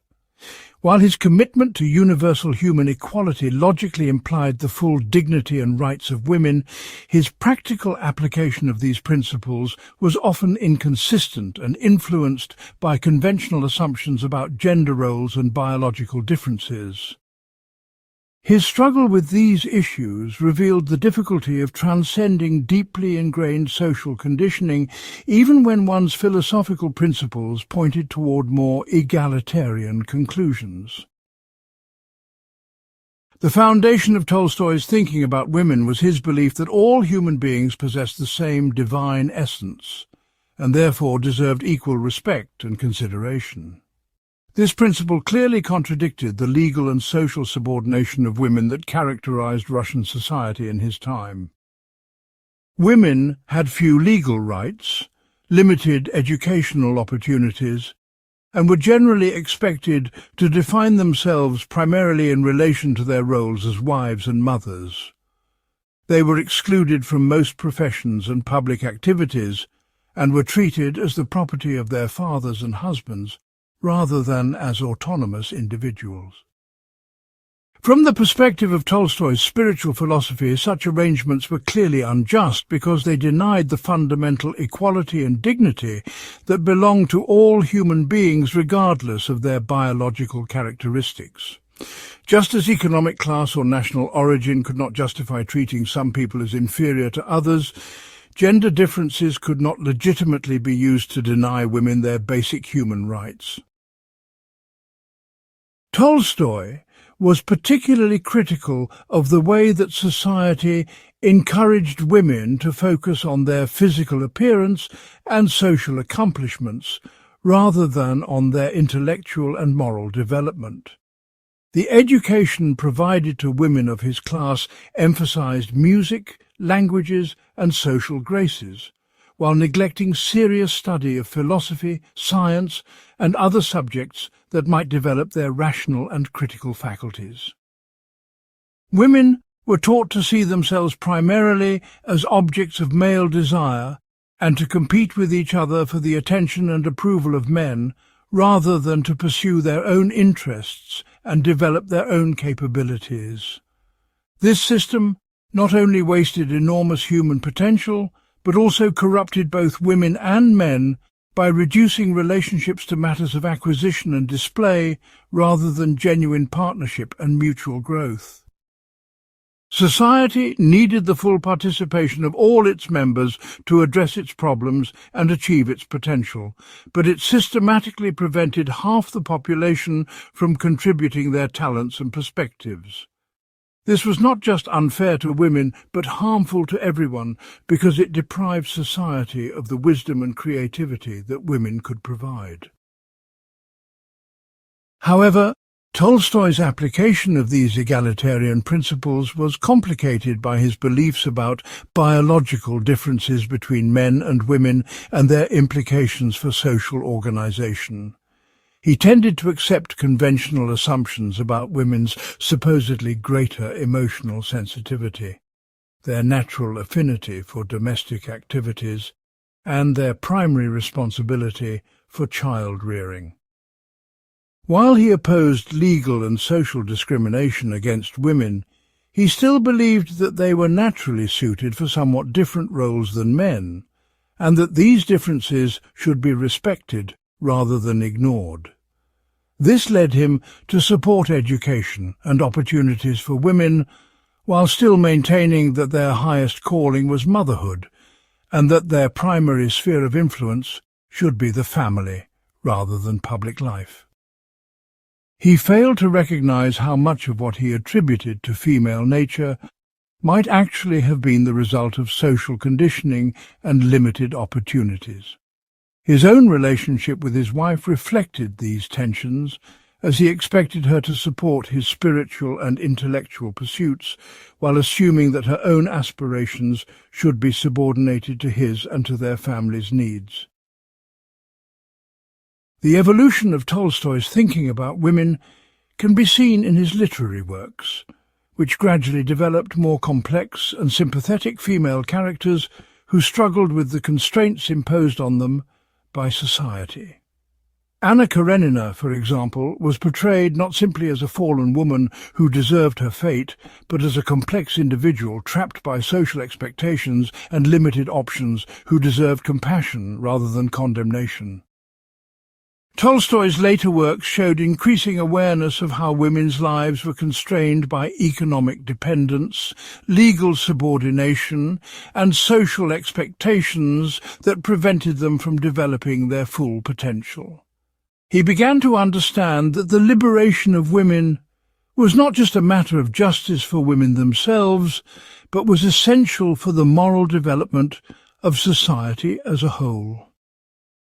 Men could not become fully human while they were oppressing and limiting the women in their lives, and society could not achieve its potential while it was wasting the talents and perspectives of half its members. The struggle for human equality had to include gender equality, or it would remain incomplete and ultimately unsuccessful. Despite the limitations and inconsistencies in Tolstoy's thinking about women, his basic philosophical principles provided a foundation for more complete gender equality than he himself always recognized or applied. His emphasis on the fundamental spiritual equality of all beings, his critique of social hierarchies based on birth or circumstance, and his insistence that every individual had the right and responsibility to develop their full human potential all pointed toward the need for complete equality of opportunity, regardless of gender.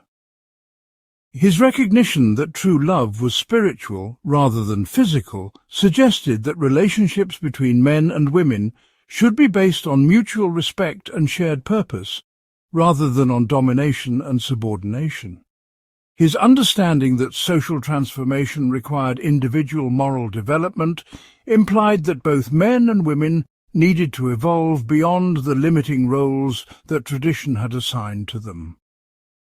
While Tolstoy himself did not always live up to the implications of his own philosophy, his fundamental insights about human nature and moral development provided tools that others could use to work toward the complete realization of human equality in all its dimensions. Part 20. The Kingdom of God Within. The concept that would become central to Tolstoy's entire spiritual philosophy was his understanding of the Kingdom of God Within, a phrase from Jesus' teachings that he interpreted not as a reference to life after death, but as a description of a transformed state of consciousness available to everyone in the present moment. This inner kingdom was not a place but a way of being, characterized by love, peace and unity with the divine source of existence. For Tolstoy, the realization of this inner kingdom was both the goal of individual spiritual development and the key to transforming human society as a whole. Tolstoy's interpretation of the kingdom of God was radically different from the conventional Christian understanding of his time, which typically portrayed it as a reward that believers would receive in heaven after death. He argued that Jesus had been quite explicit about the kingdom being within people and among them in the present rather than in some future state of existence. This kingdom was not something that people had to wait for or earn through good behavior, but something they could access immediately by changing their consciousness and their way of relating to others. It was not dependent on external circumstances or institutional mediation, but was available to anyone who was willing to let go of selfish desires and open themselves to the love that connected all beings. The kingdom of God was simply what human life looked like when it was lived according to its true nature rather than according to the illusions created by fear, greed and separation. It was paradise regained through the recovery of innocence and the recognition of unity. The key to entering this kingdom was what Tolstoy called the transformation of consciousness, from ego-based thinking to love-based thinking. Most people lived their lives from the perspective of a separate self that was in competition with other separate selves for scarce resources and limited happiness. This perspective created constant anxiety, conflict, and dissatisfaction because it was based on a fundamental misunderstanding of reality. The truth was that all beings were part of a larger whole, and that individual welfare was inseparable from universal welfare. When people recognized this truth, not just intellectually but experientially, their entire relationship to life transformed. They stopped trying to get happiness from others and started giving happiness to others. They stopped fearing death because they realized that their true identity transcended individual existence. They stopped competing with others because they understood that everyone's success contributed to their own well-being. Living in the kingdom of God required specific practices and attitudes that Tolstoy outlined in great detail throughout his spiritual writings. It meant treating every person as a brother or sister, regardless of their social status, nationality, or personal character. It meant responding to hatred with love, to violence with non-resistance, and to injury with forgiveness. It meant sharing resources freely with those in need and working not for personal advancement, but for the common good. It meant being truthful in all circumstances, even when truth was inconvenient or dangerous. It meant living simply and being content with basic necessities rather than constantly seeking more comfort and luxury. Most importantly, it meant recognizing the divine presence in every moment and every encounter, treating ordinary life as sacred rather than looking for holiness only in special times and places. These were not rules imposed from outside, but natural expressions of the transformed consciousness that characterized life in the kingdom. Tolstoy believed that individuals who lived in this way would naturally create communities that reflected the same principles, and that such communities would gradually spread until they transformed the entire human society. The kingdom of God was not just a personal spiritual achievement, but the ultimate destiny of human civilization. As more people learned to live according to love rather than fear, the institutions based on violence and exploitation would become obsolete and would be replaced by forms of organization based on cooperation and mutual care. This transformation would not require political revolution or external force, but would emerge naturally as consciousness evolved toward greater wisdom and compassion. The kingdom of God was both fully present in the consciousness of awakened individuals and still in the process of being realized collectively throughout human history. It was the alpha and omega of spiritual development, the source from which consciousness emerged and the goal toward which it was naturally evolving. The practical implications of this vision were enormous for how Tolstoy thought people should live their daily lives. If the kingdom of God was available in the present moment, then there was no need to postpone happiness or meaning until some future time when conditions might be more favorable. People could begin immediately to live according to the principles of love and truth, regardless of how others around them were living. They could create pockets of the kingdom wherever they were, in their families, their work, and their communities. Each person who chose to live this way was contributing to the eventual transformation of the entire world, and was also experiencing the peace and joy that came from alignment with ultimate reality. The kingdom of God was not a utopian dream, but a practical possibility that could be realized by anyone who was willing to make the necessary inner changes and to live courageously according to their highest understanding of truth and love. Part 21.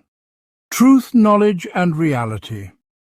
Tolstoy's epistemology, his theory of how human beings can know truth, was fundamentally shaped by his conviction that the most important truths about existence could not be discovered through rational analysis alone, but required a different kind of knowing that engaged the whole person, heart as well as mind. This was not anti-intellectual obscurantism, but a carefully reasoned conclusion based on his observation that purely rational approaches to ultimate questions led inevitably to skepticism and despair.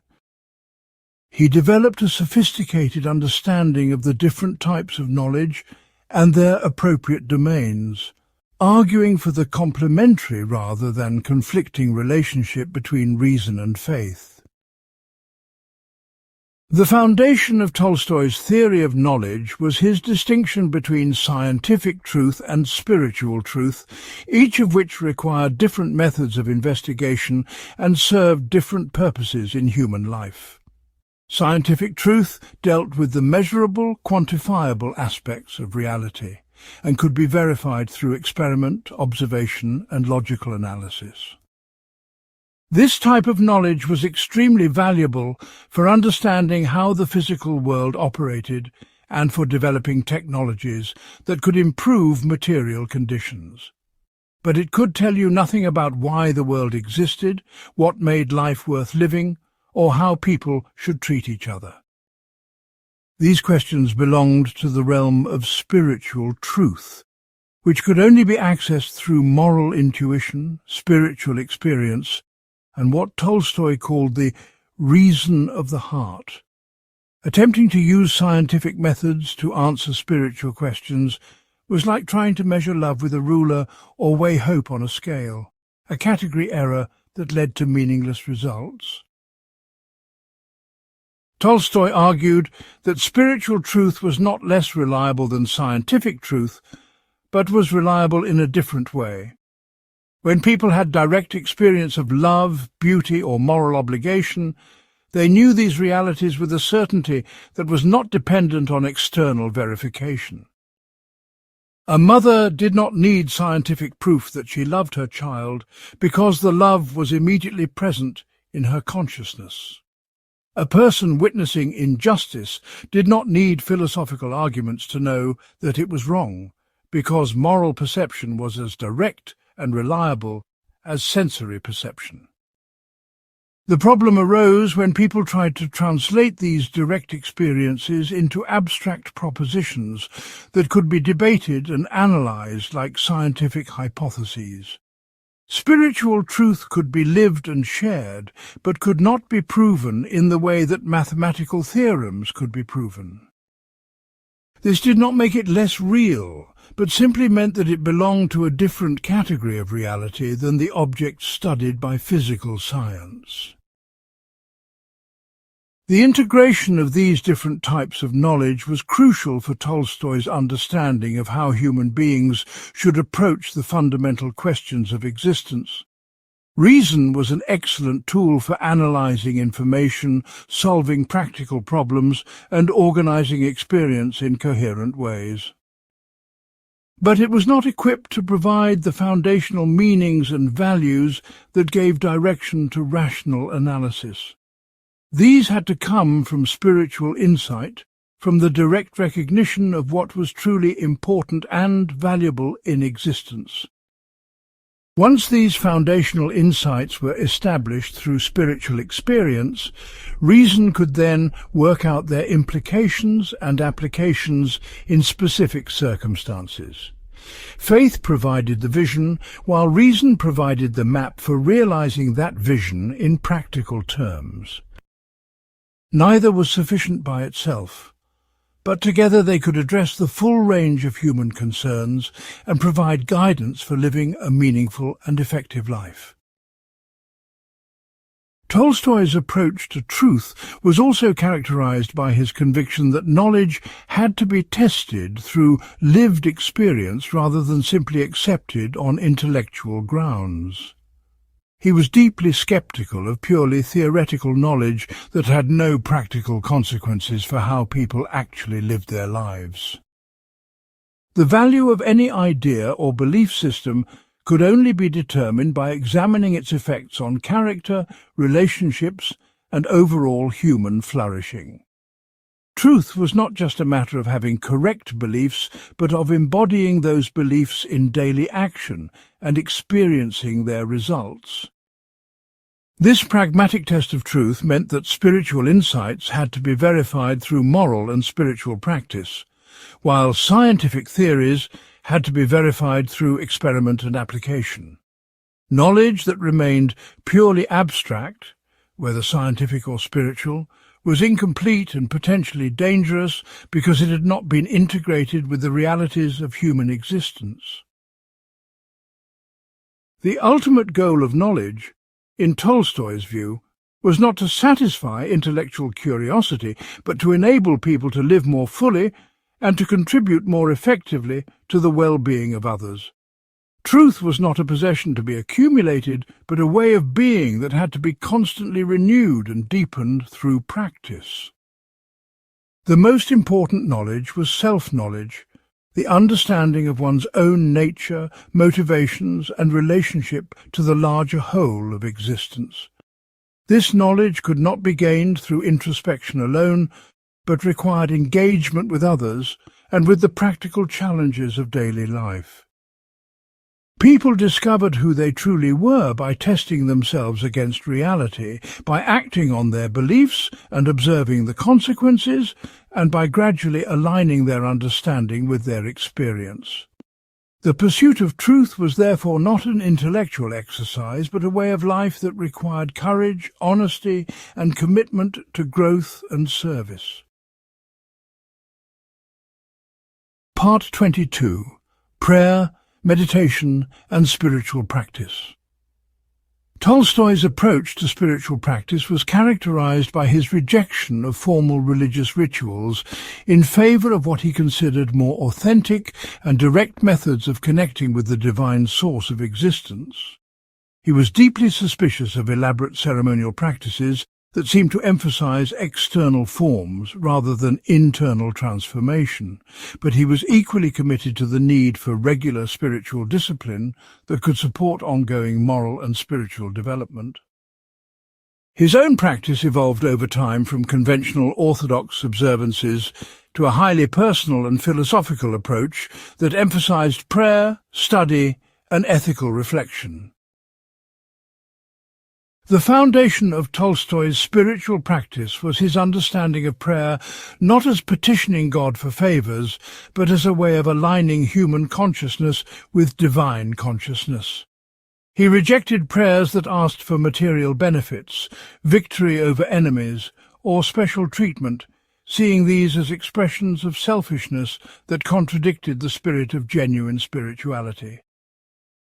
True prayer was not about getting God to change external circumstances, but about changing one's own heart and mind to be more receptive to divine influence.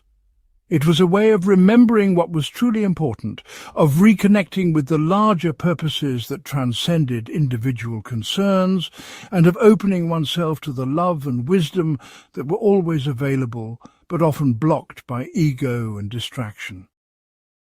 Prayer was less like making requests and more like tuning an instrument, bringing human consciousness into harmony with the fundamental frequencies of existence. The goal was not to influence God, but to be influenced by God, not to change the world, but to be changed by recognizing one's place in the larger whole. Tolstoy's daily spiritual practice included regular periods of reflection and self-examination, during which he would review his thoughts, actions and motivations in light of his highest understanding of truth and morality. This was not morbid self-criticism, but honest assessment designed to support ongoing growth and development.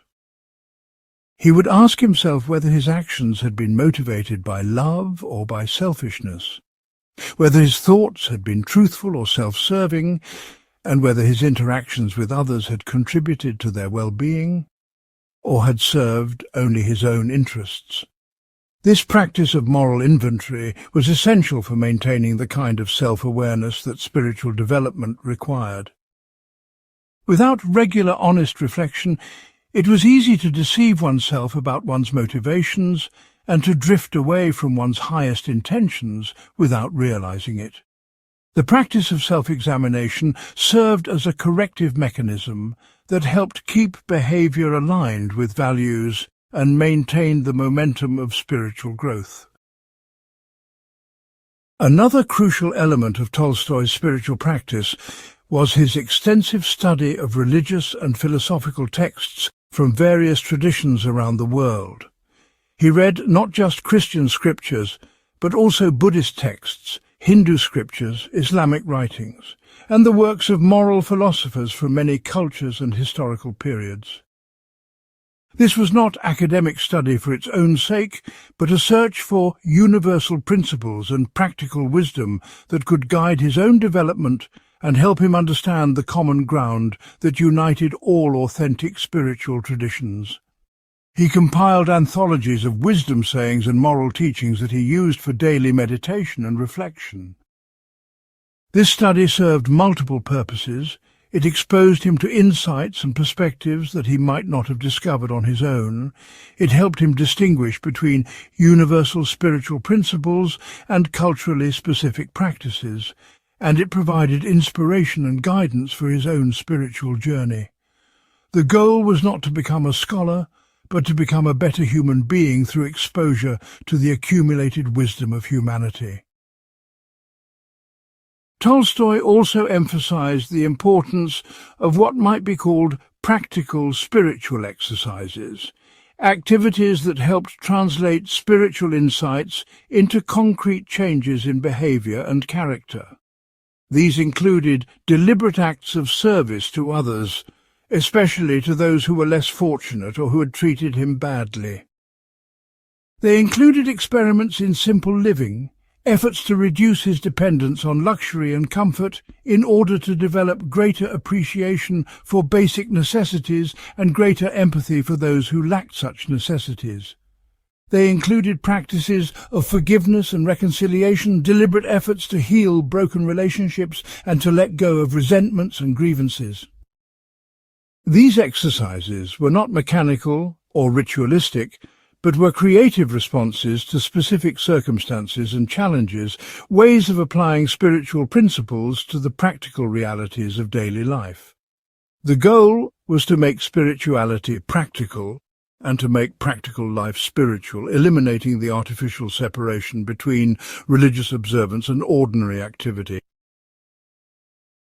The ultimate purpose of all these practices was to support what Tolstoy called conscious living, a state of awareness in which every moment was approached as an opportunity for moral and spiritual growth. This did not mean being solemn or self-conscious all the time, but rather being present and intentional in whatever one was doing. It meant treating every encounter with another person as sacred, every decision as morally significant, and every experience as a potential teacher. This kind of consciousness could not be maintained through willpower alone, but required the support of regular practices that strengthened awareness and renewed commitment to growth and service.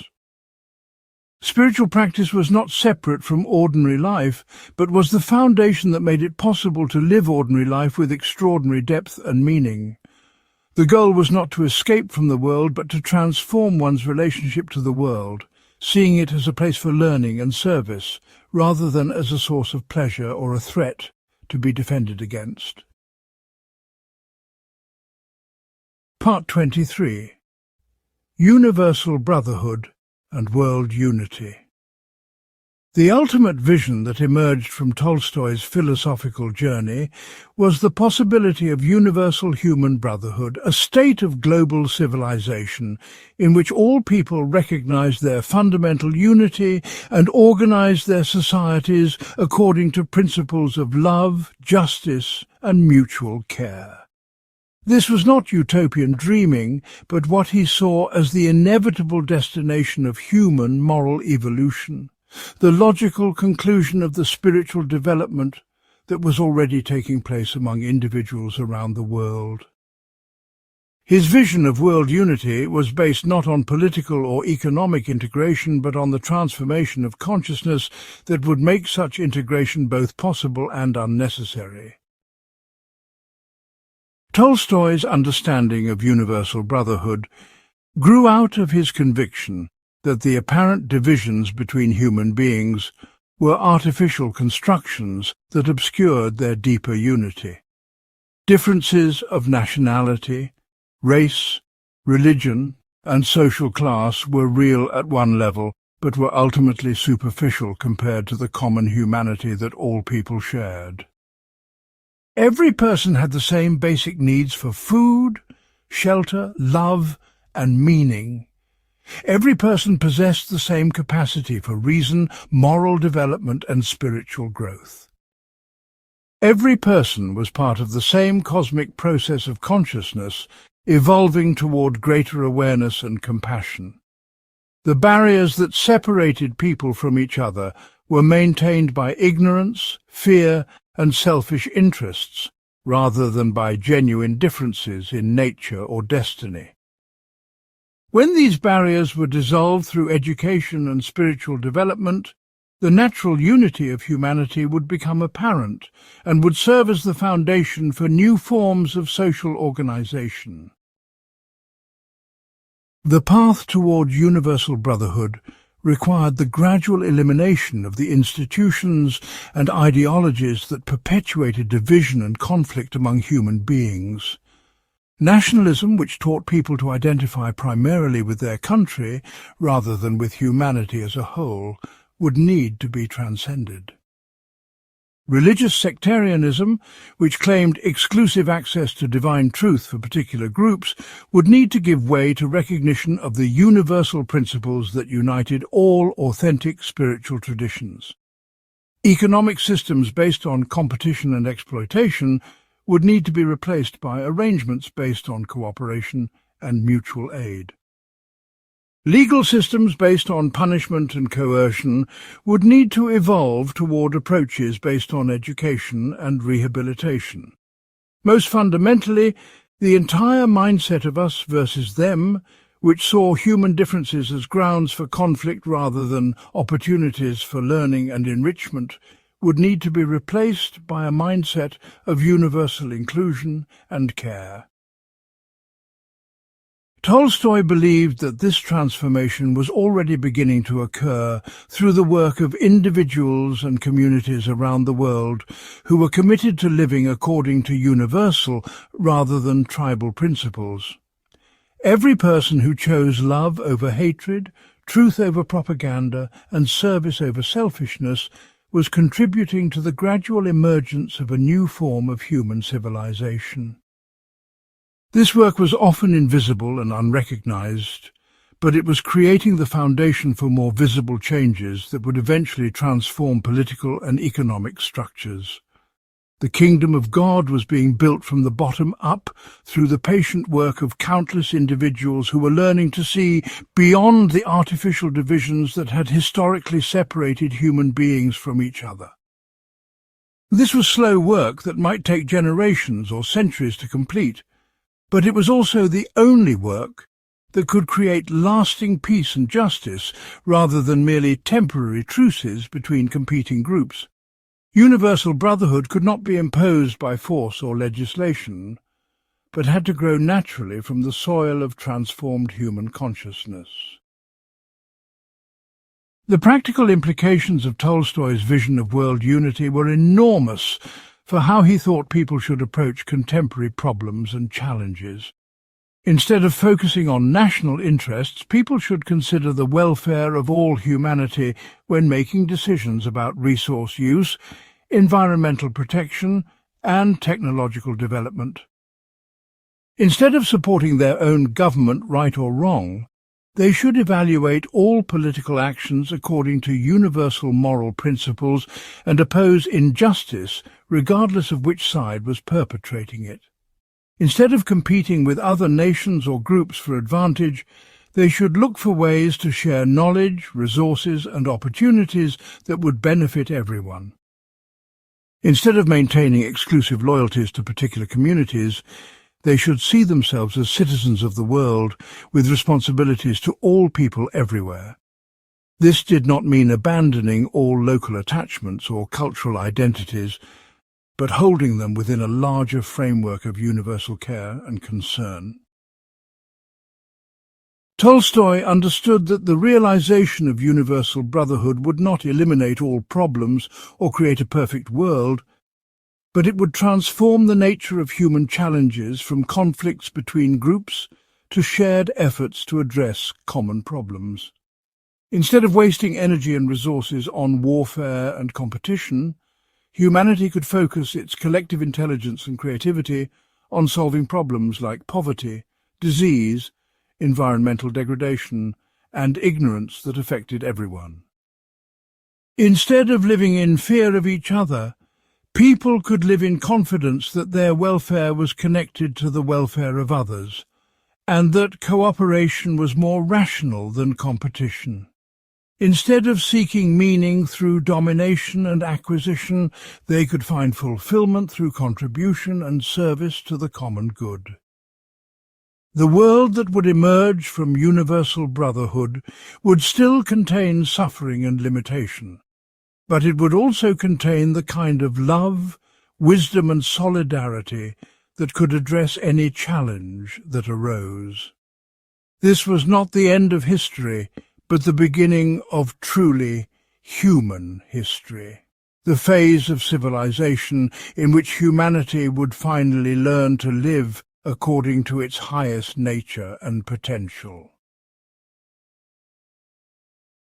Part 24. The Influence on Future Generations.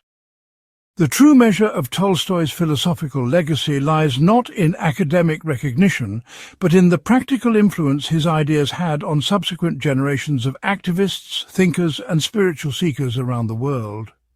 His writings provided both inspiration and concrete guidance for people who were working to create more just and peaceful societies, offering a comprehensive alternative to both the status quo and to revolutionary movements based on violence. The depth and breadth of his influence demonstrates the universal relevance of his insights and their continued importance for addressing contemporary challenges. Perhaps the most famous example of Tolstoy's influence was his impact on Mahatma Gandhi, who explicitly credited the Russian writer with providing the philosophical foundation for his approach to non-violent resistance.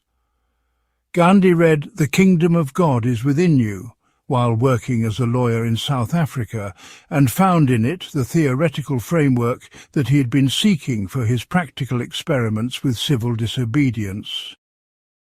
Tolstoy's argument that true Christianity required absolute non-violence gave Gandhi the confidence to develop his own synthesis of Hindu, Christian and secular principles that would eventually lead to Indian independence and inspire civil rights movements around the world. The correspondence between Gandhi and Tolstoy during the final years of the latter's life shows the direct transmission of ideas from the Russian thinker to the Indian activist who would become one of the most influential figures of the 20th century. But Tolstoy's influence extended far beyond Gandhi to encompass a wide range of social movements and individual activists who found in his writings both moral inspiration and practical guidance. Martin Luther King Jr. and the American Civil Rights Movement drew heavily on Tolstoyan principles of nonviolent resistance and universal love. Dorothy Day and the Catholic worker movement found in Tolstoy's critique of wealth and his commitment to voluntary poverty a model for their own work with the homeless and marginalized. Peace activists during both World Wars cited Tolstoy's writings in defense of conscientious objection and alternative service. Environmental activists have found in his critique of industrialism and his advocacy of simple living a prescient analysis of ecological problems and their solutions. Even political radicals who rejected his pacifism often appreciated his analysis of economic inequality and his vision of a society based on cooperation rather than competition. Tolstoy's influence on literature and philosophy was equally significant, though often less visible than his impact on social movements.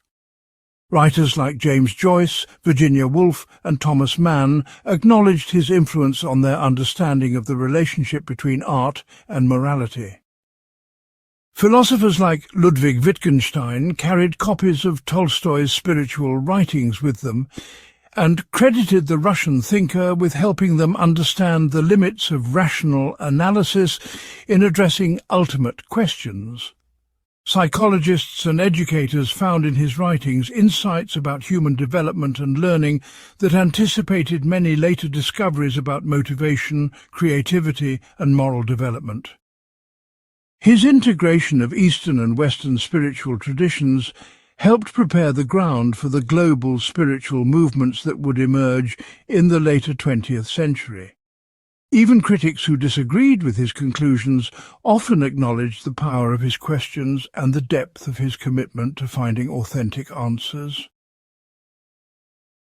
Perhaps most importantly, Tolstoy's influence operated at the level of individual transformation, inspiring countless people to examine their own lives and to make changes that aligned their actions more closely with their deepest values and convictions. His example of someone who was willing to sacrifice comfort, status and social approval in pursuit of truth and authenticity provided a model for people who felt trapped by social expectations and conventional success. His demonstration that it was possible to find meaning and purpose through service to others, rather than through personal achievement, offered an alternative to the competitive individualism that dominated modern culture. His insistence that spiritual development required practical action as well as inner work challenged people to move beyond mere belief or sentiment to embodied commitment and service. The letters and memoirs of people who encountered his writings often describe profound personal transformations that led to new careers, changed relationships, and redirected life purposes. This kind of individual influence was impossible to measure statistically, but was perhaps more important than any institutional impact because it operated at the level where real change always begins, in the human heart and consciousness. The continued relevance of Tolstoy's ideas in the contemporary world suggests that his influence will extend far into the future as new generations discover his writings and find in them resources for addressing problems that remain unresolved. His analysis of the relationship between violence and injustice speaks directly to current debates about war, terrorism, and social conflict. His critique of materialism and his advocacy of simple living provide guidance for people concerned about environmental sustainability and spiritual fulfillment in a consumer culture. His vision of universal brotherhood offers an alternative to the nationalism and tribalism that continue to divide human communities. His integration of reason and faith provides a model for people seeking to maintain both intellectual integrity and spiritual depth in an age of scientific materialism and religious fundamentalism. Most fundamentally, his demonstration that individual moral development is both possible and necessary for social transformation offers hope for people who feel overwhelmed by the magnitude of contemporary problems, but who are committed to being part of the solution rather than part of the problem. Part 25. The Final Synthesis and Enduring Legacy. As we reach the end of this exploration of Tolstoy's philosophical system, what emerges is not just a collection of ideas, but a coherent vision of human possibility that integrates insights about individual development, social organization, and cosmic purpose into a unified understanding of what it means to live a fully human life. Tolstoy's greatest achievement was not any single insight, but his demonstration that it was possible to create a world-view that was simultaneously rational and spiritual, practical and idealistic, rooted in tradition and radically innovative. His philosophy offers both a diagnosis of what has gone wrong with human civilization and a prescription for how it might be healed. The central thread that runs through every aspect of Tolstoy's thought is his conviction that human beings are fundamentally spiritual beings who have lost touch with their true nature and purpose. All the problems that plague individuals and societies, from existential meaninglessness to economic inequality to international warfare, stem from this fundamental disconnection from the divine source of existence. People suffer because they identify themselves with their egos rather than with their deeper spiritual essence. Societies are unjust because they are organized around competition and domination rather than around cooperation and love. Institutions become corrupt because they serve particular interests rather than universal welfare. Civilization itself becomes destructive because it loses sight of its proper purpose, which is to support human flourishing rather than to accumulate power and wealth. The solution to all these problems is the same: the recovery of spiritual consciousness and its practical application to every aspect of human life. What makes Tolstoy's vision compelling is not just its moral beauty, but its practical feasibility. He demonstrated through his own life and work that it was possible for individuals to undergo fundamental transformation and to live according to principles that seemed impossible from a conventional perspective. His experiments with simple living, non-violent resistance, and universal love showed that these were not mere ideals, but workable approaches to real problems. His influence on subsequent generations of activists and reformers proved that such individual transformations could have far-reaching social consequences. His integration of Eastern and Western wisdom traditions showed that it was possible to develop a truly universal philosophy that transcended cultural and religious boundaries. Most importantly, his willingness to risk everything in pursuit of truth and authenticity demonstrated that human beings were capable of far greater moral courage and spiritual development than most people believed possible. The enduring relevance of Tolstoy's philosophy lies in its ability to address problems that remain as pressing today as they were in his time. The existential crisis that he experienced in his 50s is still the hidden condition of millions of people who have achieved conventional success but have failed to find meaning and purpose in their lives.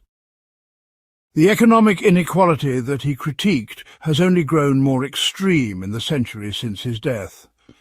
The violence that he opposed has become more sophisticated and destructive, but no less prevalent. The environmental degradation that he anticipated has become one of the greatest challenges facing human civilization. The spiritual emptiness that he diagnosed has become even more widespread in a culture that offers unprecedented material comfort but little guidance for inner development. In all these areas, Tolstoy's insights provide both analysis and alternatives that remain as relevant and challenging today as they were when he first articulated them.